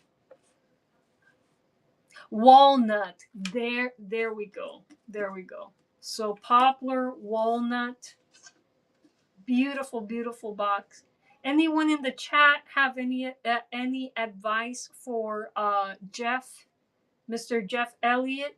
Just chat with him in the chat. Interact with him in the chat. Give him your thoughts about how he should price the boxes. And again, Jeff, take suggestions with a grain of salt. Please get more than what you put in out of your beautiful boxes. Calculate your costs and then what you want to get out of it. go with your instincts. But it's always helpful to hear what other people have to say about pricing. It's always, always helpful.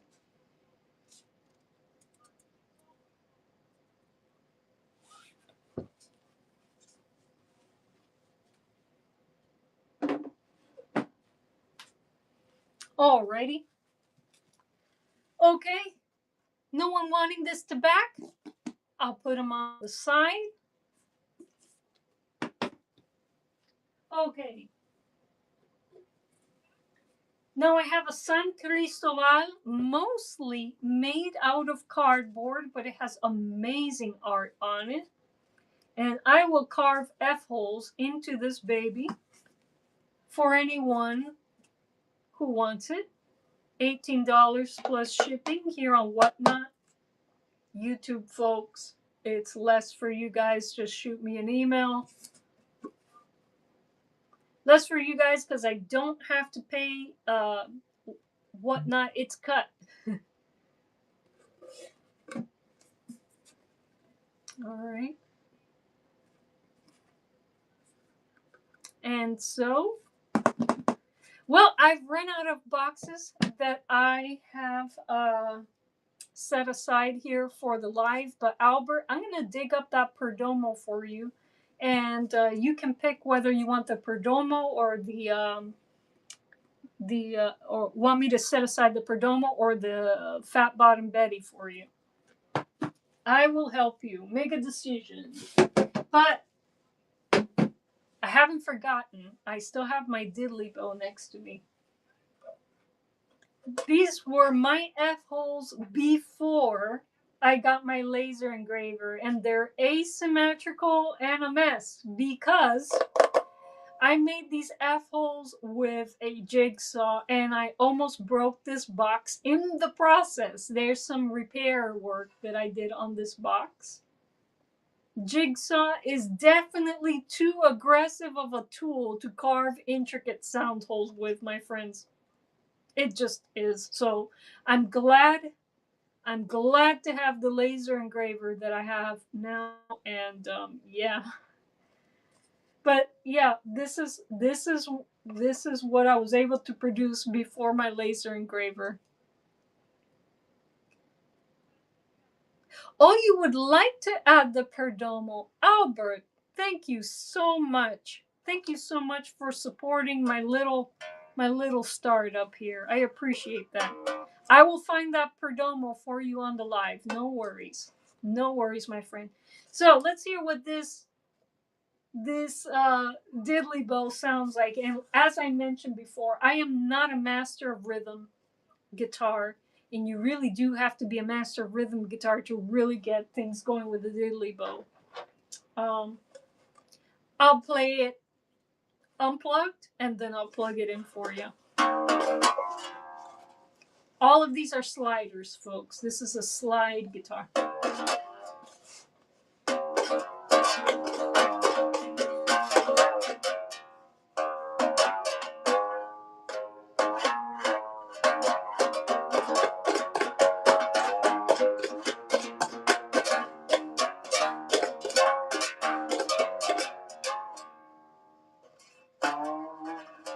Let me plug this guy in.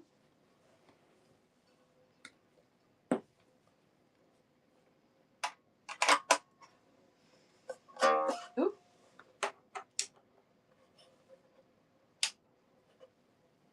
Here we go.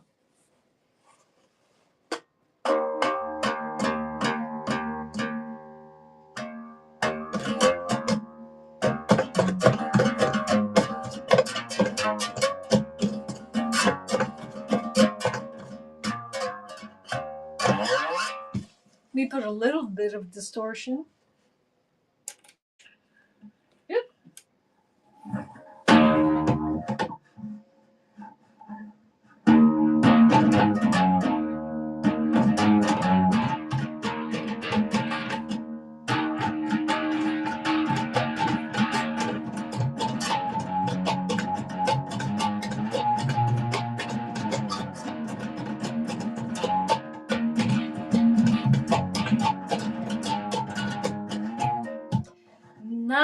start rhythm guitar. Working on that. I am putting together a cover for The Edge of 17 with a diddly bow, but that one has a more. I guess you don't have to be a rhythm expert to get that to work because I'm able to sort of do it. Where's my octave?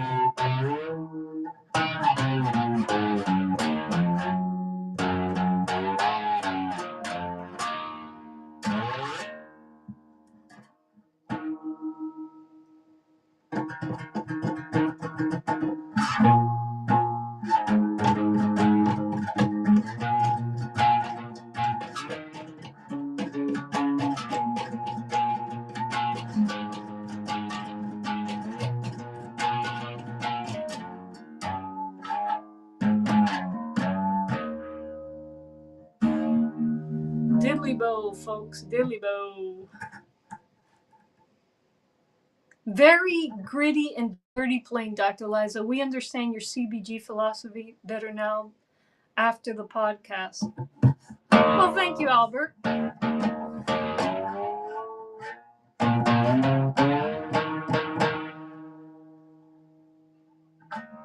All right, Albert. Let's look for that Perdomo for you, folks.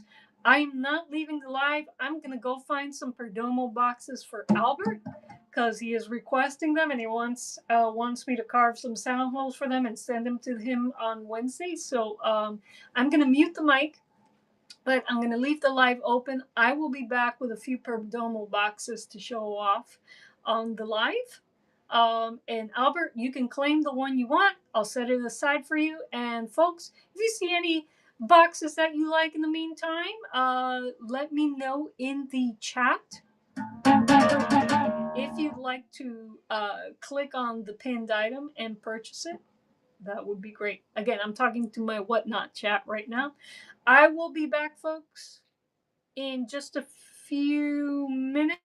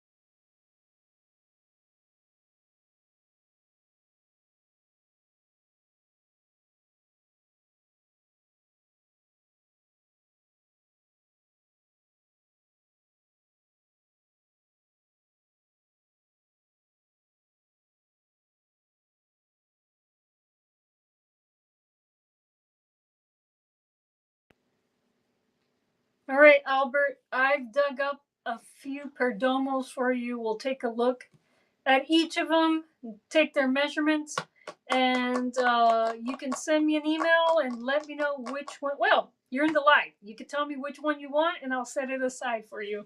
Okay? All righty.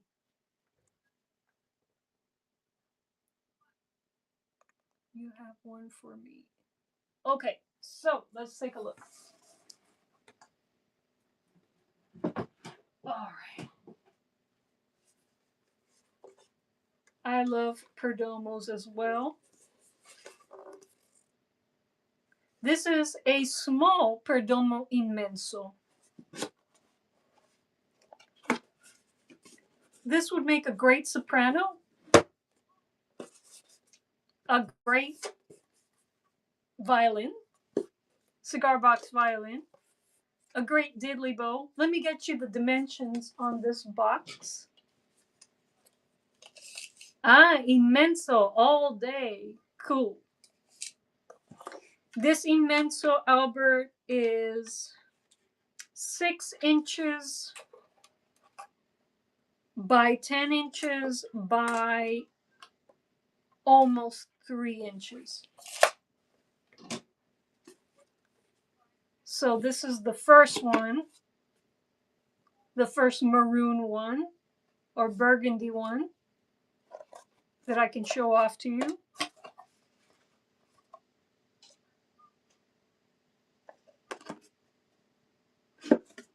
That's number 1.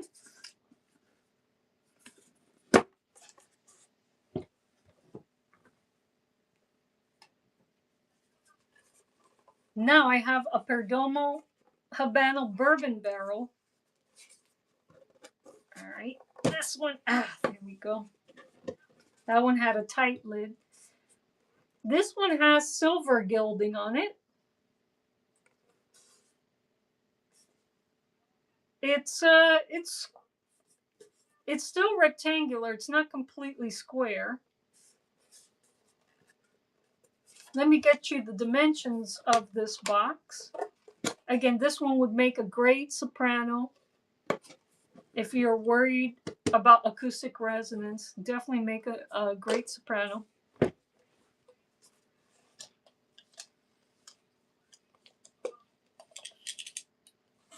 Okay. All right. Well,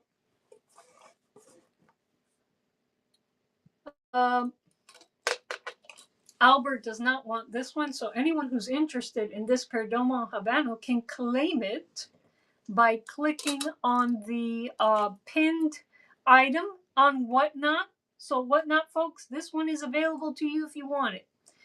Dimensions, Whatnot, folks, 7.5. Excuse me, that's the length. Width is, it's almost a perfect square. 7 by 7.5 by 3 inches. Scott, welcome to my stream, Scott. I stole you away from Mr. Brown Alliance, no? Welcome, Scott.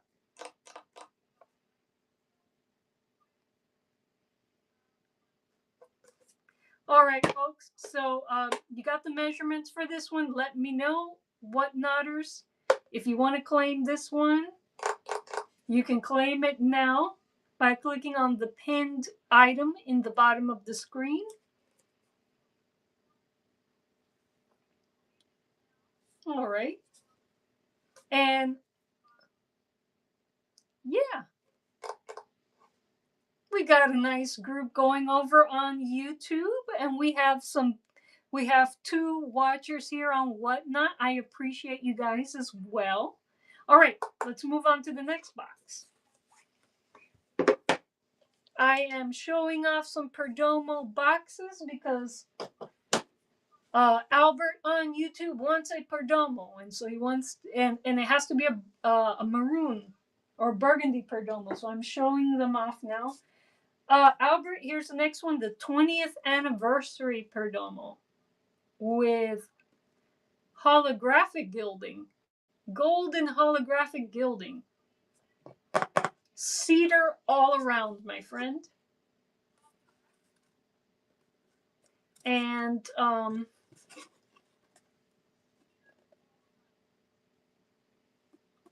so let me get you the measurements on this one, Albert. Do you like this one, Albert? It's going to be hard carving F-holes into this one because it just has such beautiful art. That one just took the lead. She's pretty. She's pretty. And so, dimensions.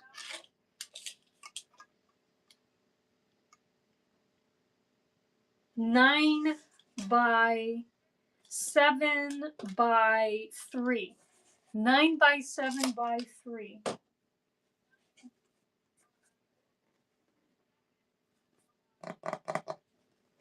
I've made baritones with these perdomos before. They sound great. All right.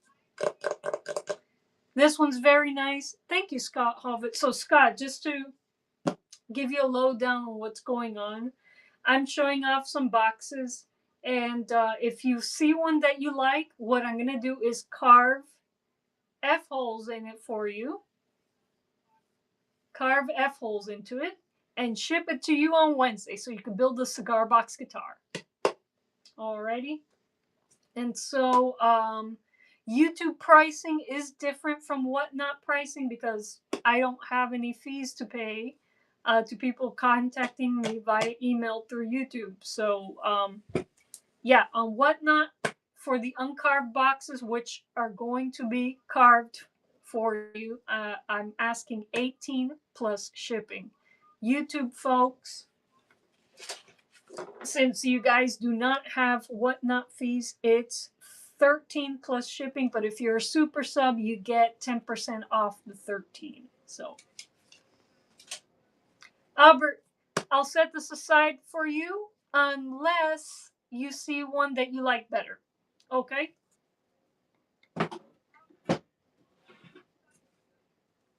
How about this Perdomo Habano bourbon barrel with copper gilding? This is one of my favorite, folks. The ones with copper gilding. And these are the top of these Perdomo Habanos might be compressed board, but they sound all right. So, but it's cedar all around, except for maybe the lid. I won't know for sure until I carve it, and then I can tell you for sure. But I've done plenty with the compressed cardboard.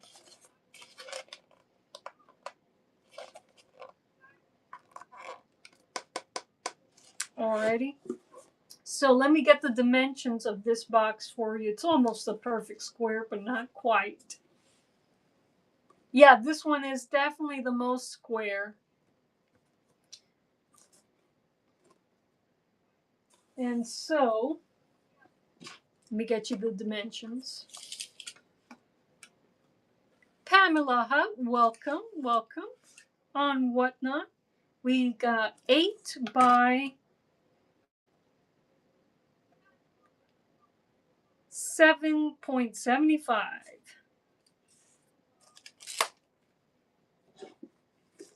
So it's 8 by 7 3/4 by 3 inches. Makes great sopranos, but I've built baritones with these. And so, okay, so Albert, would you like me to dig for more?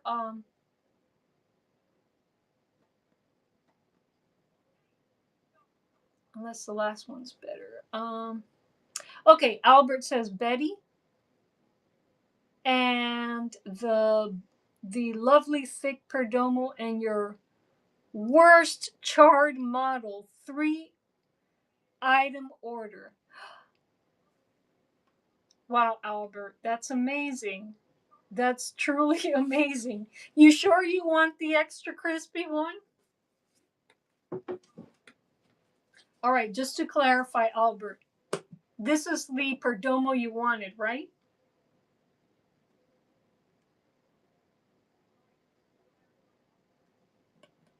The 10th the 20th anniversary one.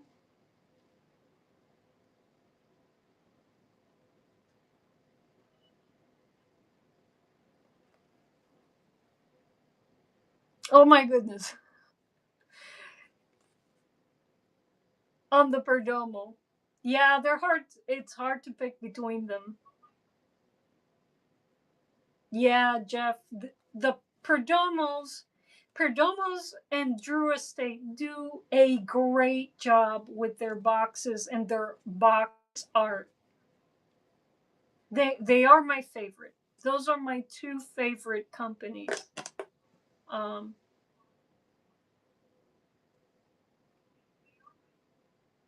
3, he says, very cool. Yes, very cool. Oh my gosh. So, okay, Albert, just to make sure that I set the right ones aside for you. Um, you want flat bottom Betty, and you want this Perdomo, and you want the extra crispy Arturo Fuentes. Is that right?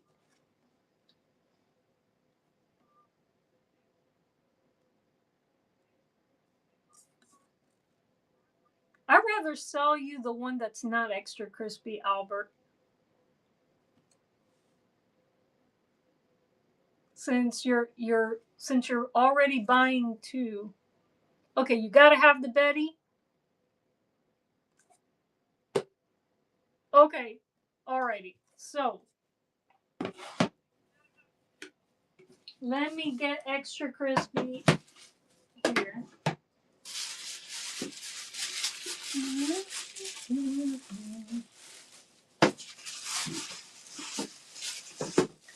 Now, Albert, there are really two extra crispies.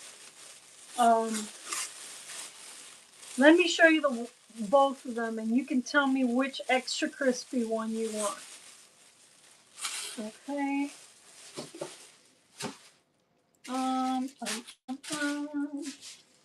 Okay.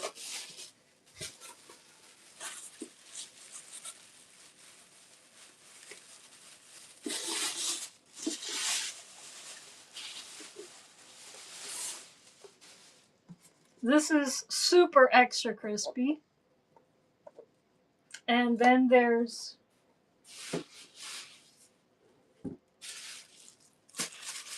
ones that are charred but not overdone. So no, this one's not that bad. Let me see.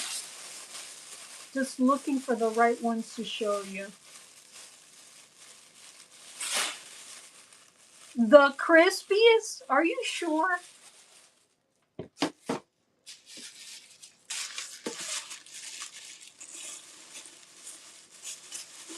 I like a balance between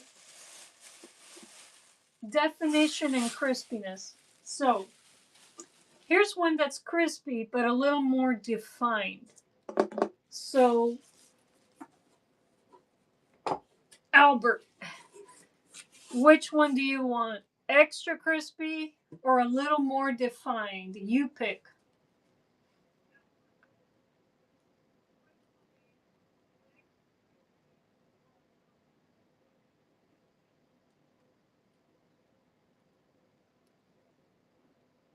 Oh, you plan to paint it. I see.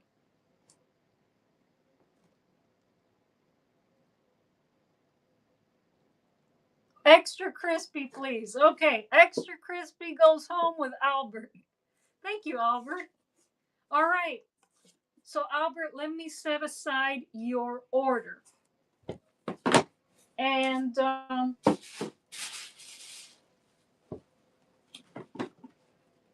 okay, so what you need to do now, Albert. Okay, so this is what Albert is gonna get. He's got extra crispy Arturo Fuentes. He's got Perdomo 20th anniversary that I'm gonna carve sound holes, F holes for him. I'm going to carve F holes into this for him. And I'm going to carve F holes into this fat bottom Betty for him. So, yes, yes, I will be in my email tonight, Albert. So what you need to do is shoot me your address so that I can calculate the shipping costs for you. And I'll send you, exactly what it's going to cost. And you can decide whether you're going to make a purchase or not. All right, because I know it's hard to make a real decision without knowing the exact shipping cost. On Whatnot, everything is calculated automatically for me because the user profiles have addresses in them. But yeah, shoot me an email, shoot me your address. I'll get everything calculated for you tonight after Lawrence's stream, and then yeah, you could say yes or you could say no. I'm just happy that you think that these are good boxes and that my laser engraving is a good value, and so thank you so much, Albert. I really appreciate that. All right, I'm gonna write Albert's name on a sticky and put these aside for him.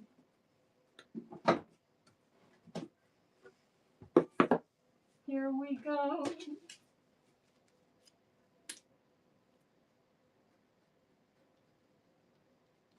Okay. So,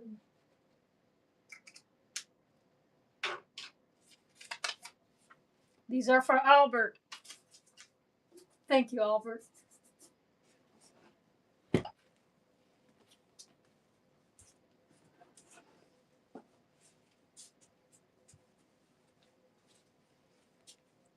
Now, folks, here's the deal. If you build something with my boxes, you got to send me pictures or send me a link to a video of your build. That would be so nice if you could share that with me so that I can share it with people. And so, Bitter Creek Collectibles, welcome, welcome, welcome. How do I cut the shapes in the boxes? Scott, I'm using a laser engraver to do that. In the past, I used a jigsaw and broke many boxes and repaired many boxes with sound holes carved with fancy sound holes. But yeah, nowadays I'm using a laser engraver, and right now I'm sticking just to violin F holes because that's what I've programmed into my system. In the future, I'll have different shape designs ready to go. So stay tuned. As as I grow my repertoire of holes, I'll grow what I can offer you guys on Whatnot and on YouTube.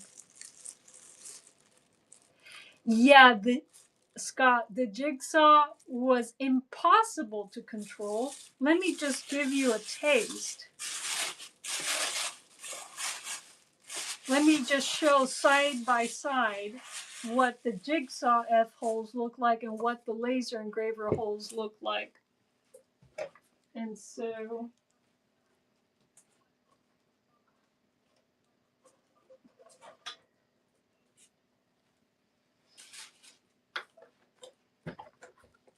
these are my jigsaw F holes, and you can tell where I repaired the box. And then these are my laser engraver F holes. Let's see, can we see side to side?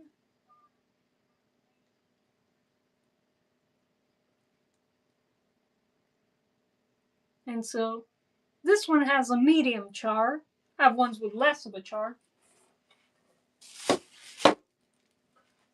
And so Yeah, definitely a step up with the laser engraver, and no box repairs required afterward. So,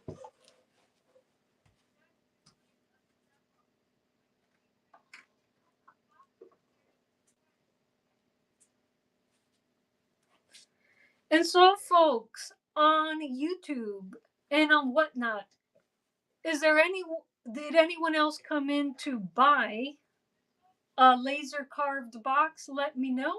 I'll show you my Arturo Fuenteses again, or I'll show you what I can carve quickly for you. Get them carved and get them shipped out to you by Wednesday.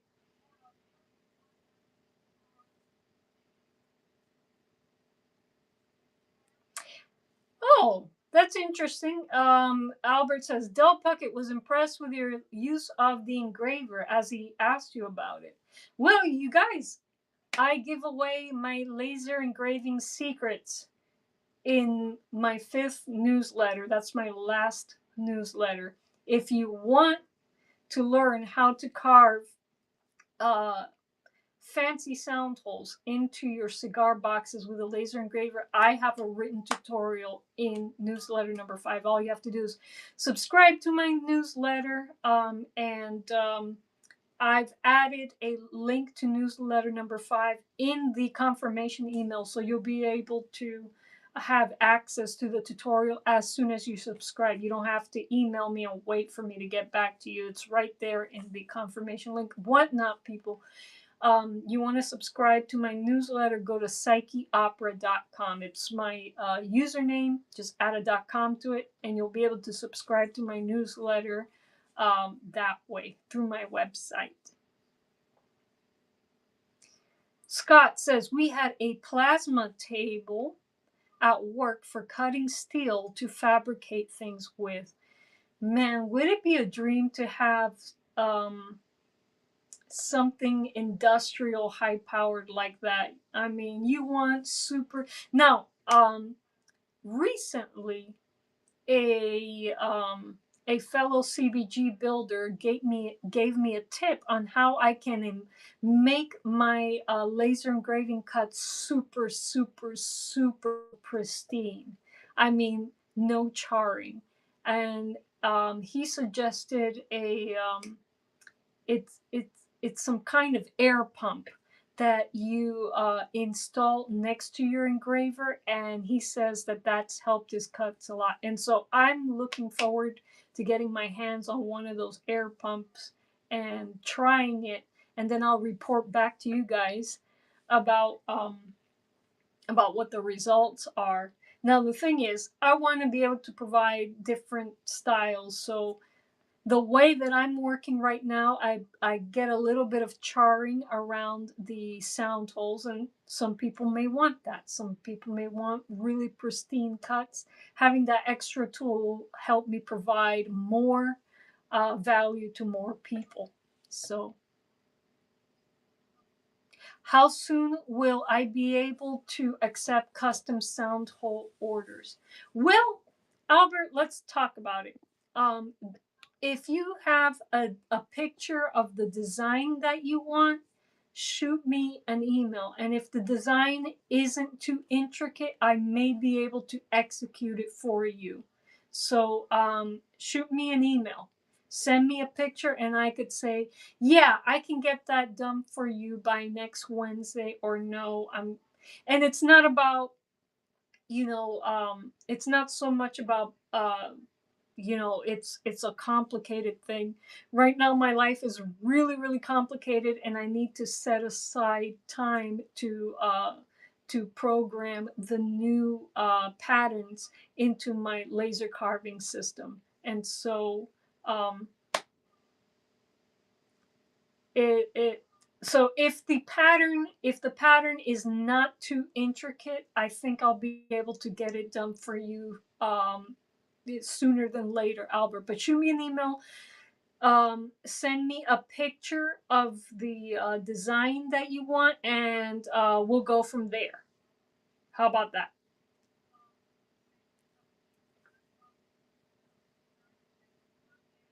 So the image should be life size? No. Um, the send me a clear image, of course. It could be a JPEG, it could be a PNG, whatever.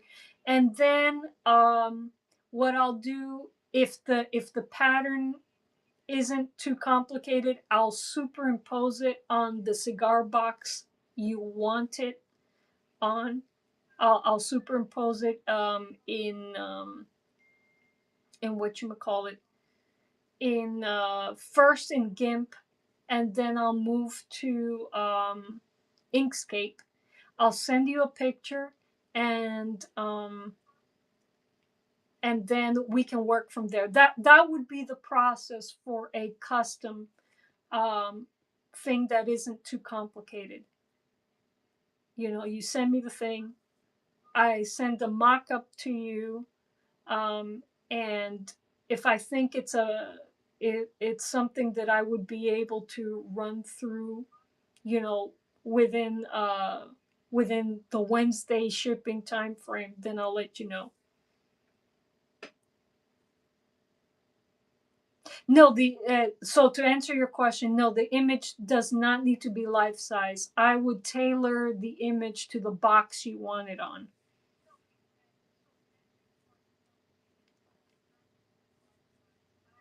A CAD program? Well, I've been able to get the results I need in laser Gerbil, Scott, with first taking my designs, kind of mapping them out on a box on GIMP, and then taking them into Inkscape to properly size it for the workspace of my laser engraver, and then verify everything in laser Gerbil, um, and then continue.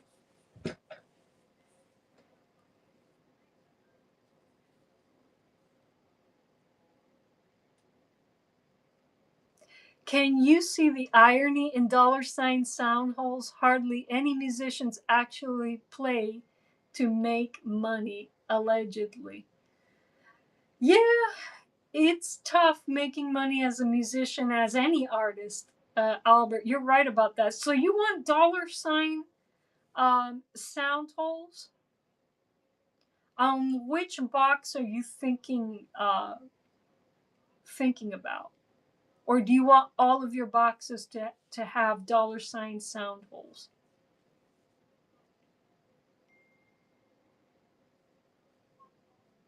What I can do for you is send you a mock-up, and I think $signs is something that I could execute by Wednesday.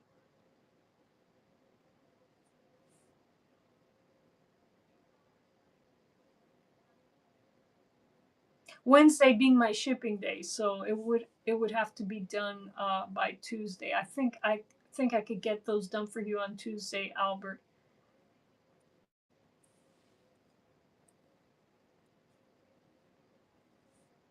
So let me know. Let me know if either here in the chat or let me know via email. Alrighty, folks. So, folks, let's review the boxes that I have for sale today. You can claim some on the live here. Whatnot, folks, you could just um, let me run through my Arturo Fuentes again. Pin product.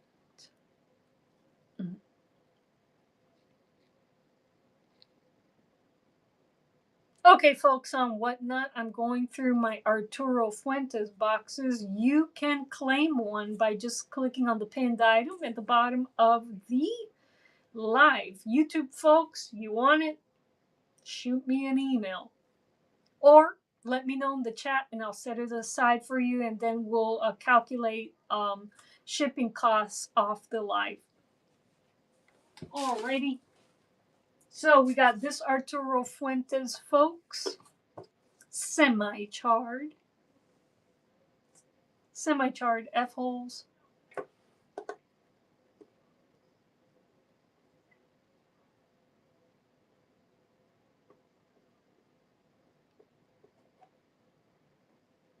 Okay, Albert, let me write that down.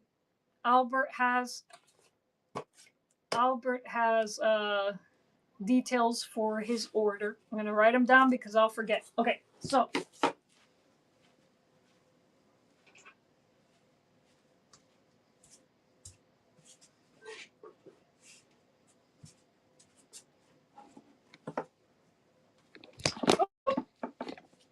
yikes! I almost tripped over my power cable. Alrighty, so Albert says, all right, not right on top of the boxes because I'm big. Okay, Albert.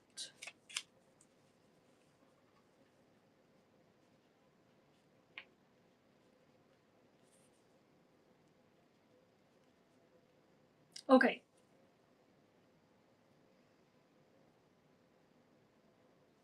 Okay. Extra crispy as is.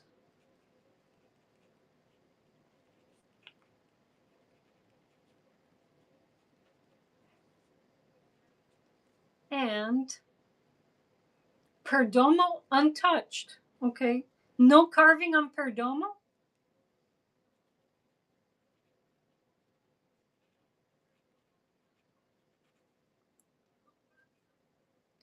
And dollar signs on Betty.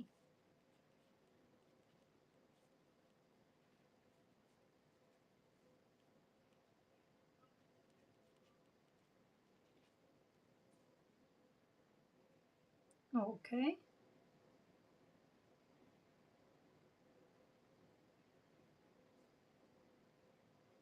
All right, Albert. Okay. So shoot me your address so that I can calculate shipping costs for you. And because you don't want any carving on Perdomo, I'll give you more of a discount. Because I can't charge you for carving if I'm not going to carve it for you. So, all right. So you got a discount on Perdomo, and you have your. I'll calculate everything for you, and I'll shoot you an email back with the grand total. And if you are agreeable, then we'll move forward with the carving, and I'll ship it out to you on Wednesday.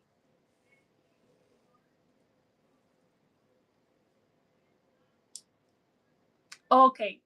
All right. So remove Perdomo. Just hold it for you. Okay.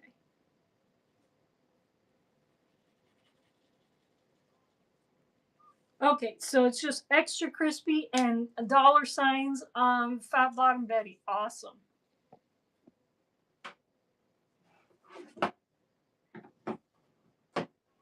Okay. Setting aside Perdomo for another day.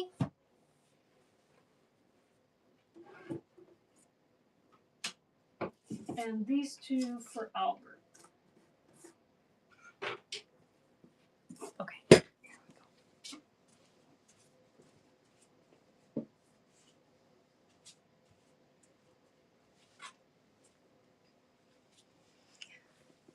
Okay, I see some things happening in the chat. Thank you so much, Albert. Light a candle for me, please. Alrighty. A thrifty mom, welcome to my Whatnot live stream. I'm selling carved cigar boxes for people who would like to build cigar box guitars.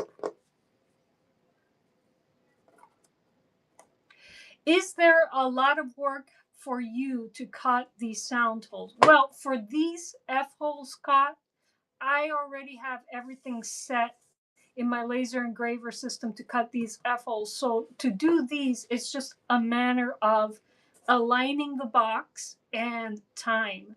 It takes a few passes to make these F holes. So these in a box like an Arturo Fuentes box will maybe take about 30 minutes to carve out. For custom work, it takes a little more time because I have to do some some setup first, getting the designs to getting the designs properly worked out in GIMP, and then moving them into Inkscape to align them properly in the workspace, and then to carve or engrave an alignment burn, and then put the box. And then once the alignment burn is done, then I can start carving boxes of similar sizes using that alignment burn. So it takes a little bit more of setup, um, if it's a sound hole that I don't already have set up in my system in the garage. So it takes a little bit more. But depending on how intricate the sound holes are, they can take anywhere between 30 minutes, and it also depends on the thickness of the lid. Um, it took about 30 minutes to carve with these Arturo Fuentes box, but on the Perdomos, it took me a few hours because the lids are thicker.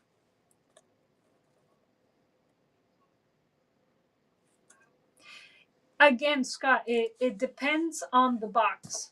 Um, with these F holes on the Arturo Fuentes, oh, okay, you got it. Again, F holes on the Arturo Fuentes, about 30 minutes. On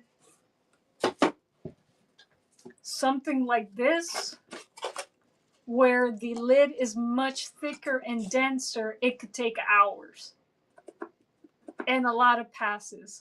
So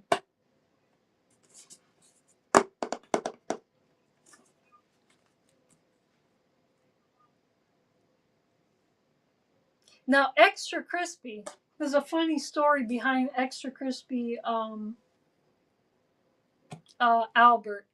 The reason he's extra crispy is because I was playing around with my laser engraving settings, and I put in a really powerful setting thinking that I'd be able to get through carving a particular box, that box, faster, the Arturo Fuentes box faster. And I left the laser engraver alone for a while. And when I came back, I found that it was stuck. You cannot leave a laser engraver running unattended, folks. And so I was lucky that all I got out of that session was an extra crispy cigar box and not an extra crispy workshop. So, yeah. So, yeah. You got to be patient. And even though once you set everything up, the laser engraver is doing the work for you, you cannot leave the laser engraver unattended. And so that's part of the thing. You have to be in the vicinity of the laser engraver. And for me, it's not a big deal because I have CBGs that I'm building in the garage, that I'm working on while the laser engraving is working on boxes for me. But yeah, you can't leave that laser engraver unattended.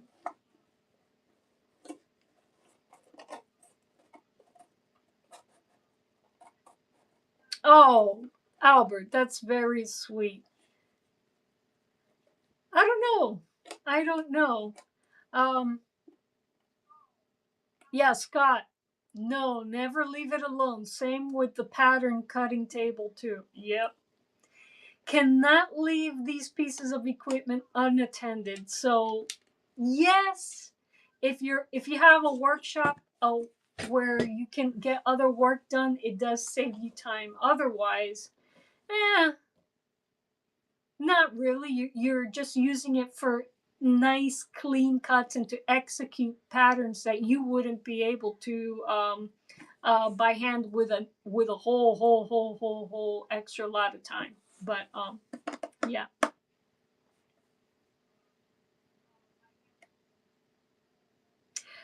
Now open for lunch. Albert says 100K YouTube subs is informally known as famous. Well, I am nowhere near that, Albert. And I'm surprised. Even the biggest CBG builders they're halfway there. They're halfway there. I hope their communities continues to grow because they are putting some wonderful, wonderful stuff out into the world, and they definitely deserve those 100K subs. I would, I would just be happy, folks, with 10K. 10K seems to be the number where you can actually make, at least where I live, where things are not that, the cost of living isn't astronomical like in Miami, where I'm originally from.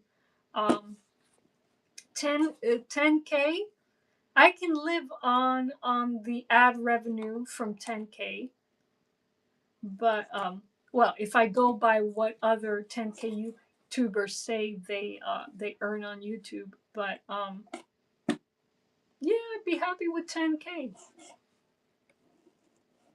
Scott says, "Give it time, you'll grow." It's Next is a sit down and play podcast with Shane Spiel. I would like to meet that man. I would like to meet that man. He and I both have similar philosophies in regards to CBG sounds and building. Um, Let me get you his book. Let me read my favorite passage from his book.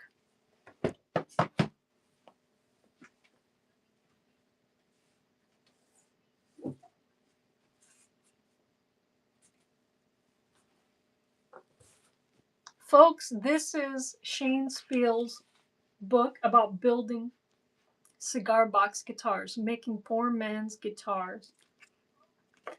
And I bought this to help me get an idea of how to build cigar box guitars. I bought this book before I built Cat Tobacco, and I decided on how I was going to proceed by reading this book. And there was a passage in this book that really struck me and really gave me the courage to really come on YouTube and talk about what I was doing. Because otherwise I would be like, yeah, this is cool, but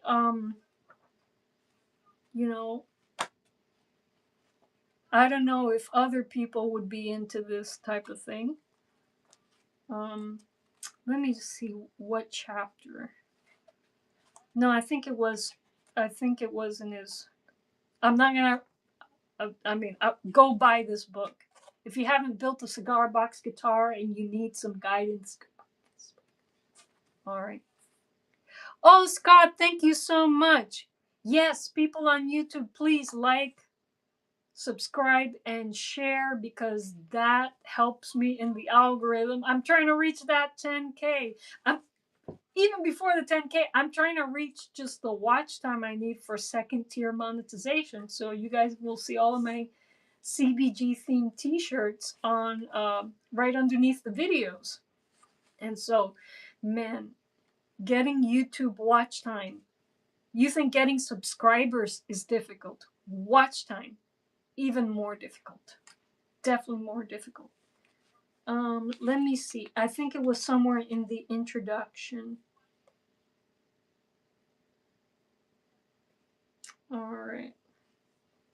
No, he has an interview with a very famous bluesman in okay.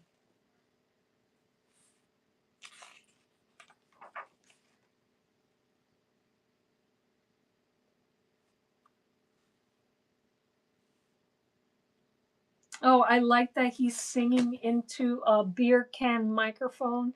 I've built one of those. They're cool. Easy. If you like working with piezos. All right. Let me see.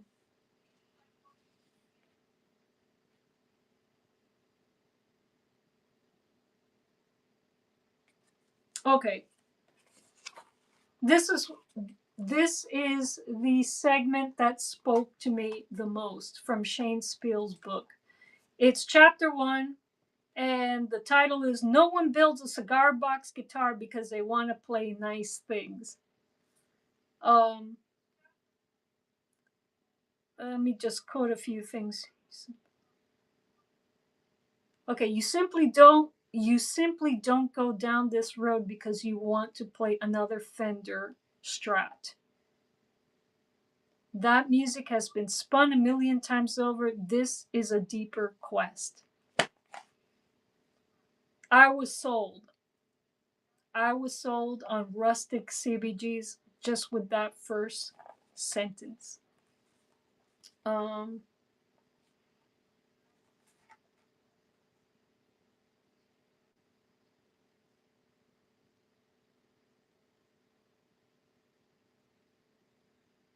Anyways, that really spoke to me. And as a musician that has participated in a lot of noise music, electroacoustic mostly, but noise music nonetheless, um, I really like exploring new sounds and seeing what I can do with them.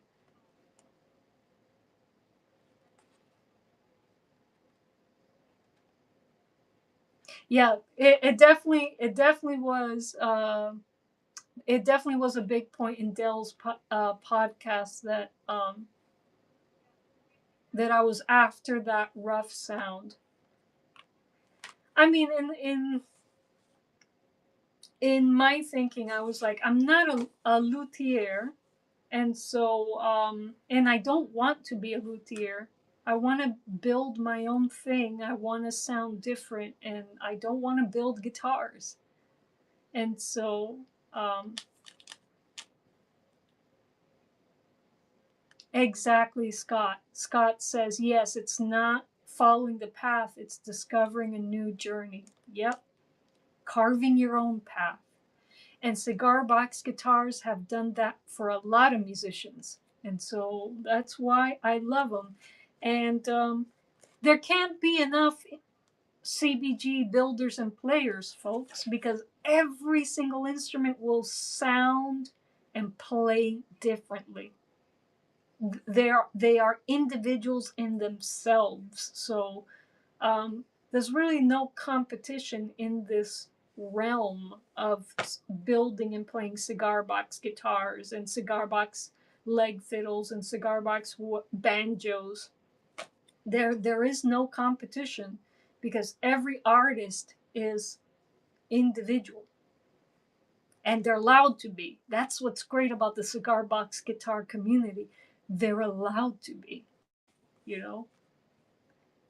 There's the big guys out there aren't shaking their fingers at people saying, well, you're doing that wrong, or you're doing this, you're doing that. No, no, they're very encouraging. Okay, go down that path and see if it leads you to something you like.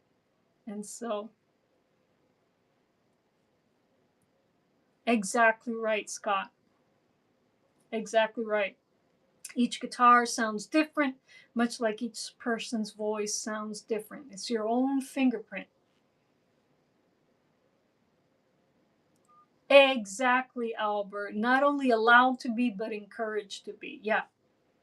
None of the big guys are out there shaking their fingers at us who are experimenting, you know.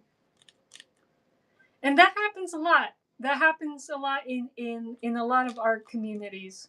You know, you're composing academic electroacoustic music. If you do certain things, they look at you like, really, you doing that? Or you get involved in music of certain communities, and you get that up and down look sometimes, and you know that that's not sanctioned. That's not what the big guys are doing in the cigar box guitar community. So, yep, yep, truth. That is the truth. Scott and Albert. All right, folks. You know, I'm not a very good salesman, but I enjoyed my time here on Whatnot. Whatnot, folks. I'm just hanging out right now, but if you're interested in any of the, if you're interested in any of the boxes, I have Arturo Fuentes boxes, and I have them pinned at the bottom of the live. If you want me to show you one, I'll show you one. Just let me know in the chat. I'm just here hanging out with my other cigar box guitar peeps on YouTube. I'm simulcasting on YouTube and on Whatnot at the same time. And so, yeah. But if I we deviated from the point, Albert. Yes, I would love to meet Shane Spiel one day. I would, and I want to go to his museum. Before I produce that, I know I have a lecture about the history of cigar box guitar scheduled in November. That's at my local library. But I do want to produce a comprehensive documentary for YouTube, and I want to go to his museum.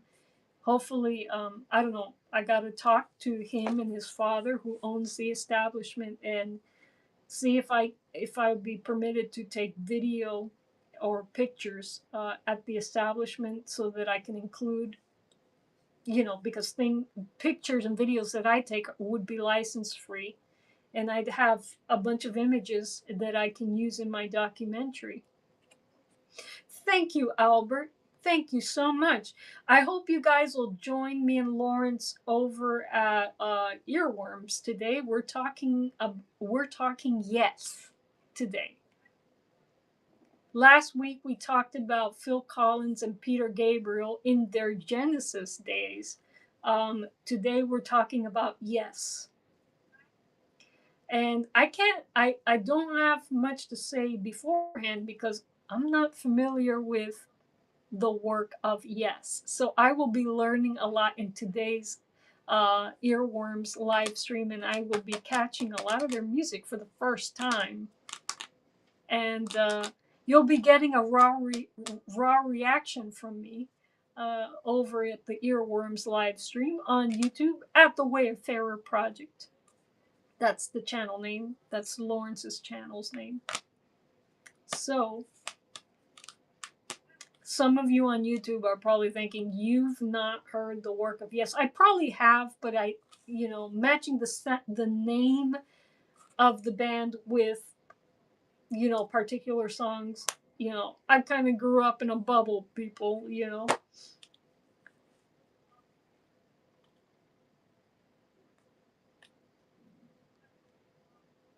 I need to talk to a man about a horse when that show's rolling.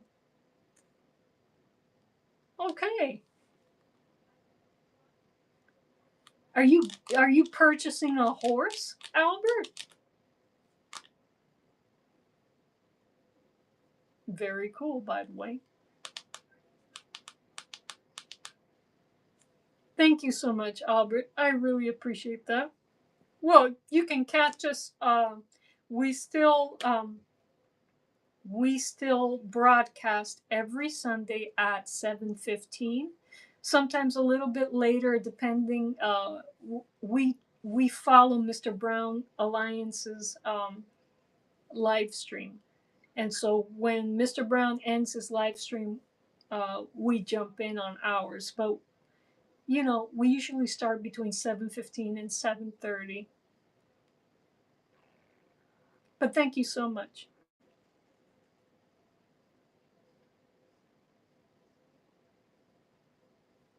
Oh, okay. I didn't know that. Albert says that in New York, when you tell someone you have to talk to someone about a horse, it means you're busy. I, and so I learned something new today. Wow, never heard that expression before. That's really interesting. I'm gonna try that on people. Well, I have to talk to a man about a horse, but that's awesome. I love it.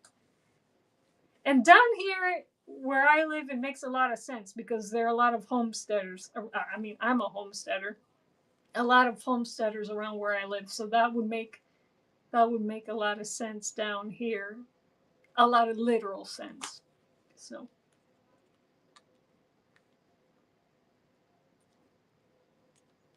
thanks, Scott. Scott says, I really like the way you guys explain topics and things that relate to the topics too. Thanks so much. The Albert's actually laughing out loud. Yeah, I know. I know. I know. The things I don't know, I know. Well, folks, I am a little I think I need a little bit of time Scott, I think I need a little bit of time before the earworms live stream. Over on Whatnot, the chat really isn't active. It's just me and my friends on YouTube. So what I want to do, Albert, send me your address so that I can send you all the details, get everything hashed out tonight after the live stream, and then I could start carving Fat Bob and Betty for you. And but I appreciate everybody watching. Thank you so much for contributing to the watch time that I need to get second tier monetization on YouTube. Thank you so much for being here and just participating and interacting with the chat. Even if you didn't buy anything, I appreciate you being here and contributing the watch time and just hanging out. Um, thanks so much. Alrighty, guys. So, um, for those who are going to join me on Earworms, I will see you all in a couple of minutes. And, well, yeah, 7:15 in a couple of minutes. And if not, I'll be back next Sunday with another virtual craft market on Whatnot in YouTube. And thanks so much for being here. Have a great Memorial Day tomorrow. Relax and enjoy the day. And I'll see you all soon. Chaito, chaito.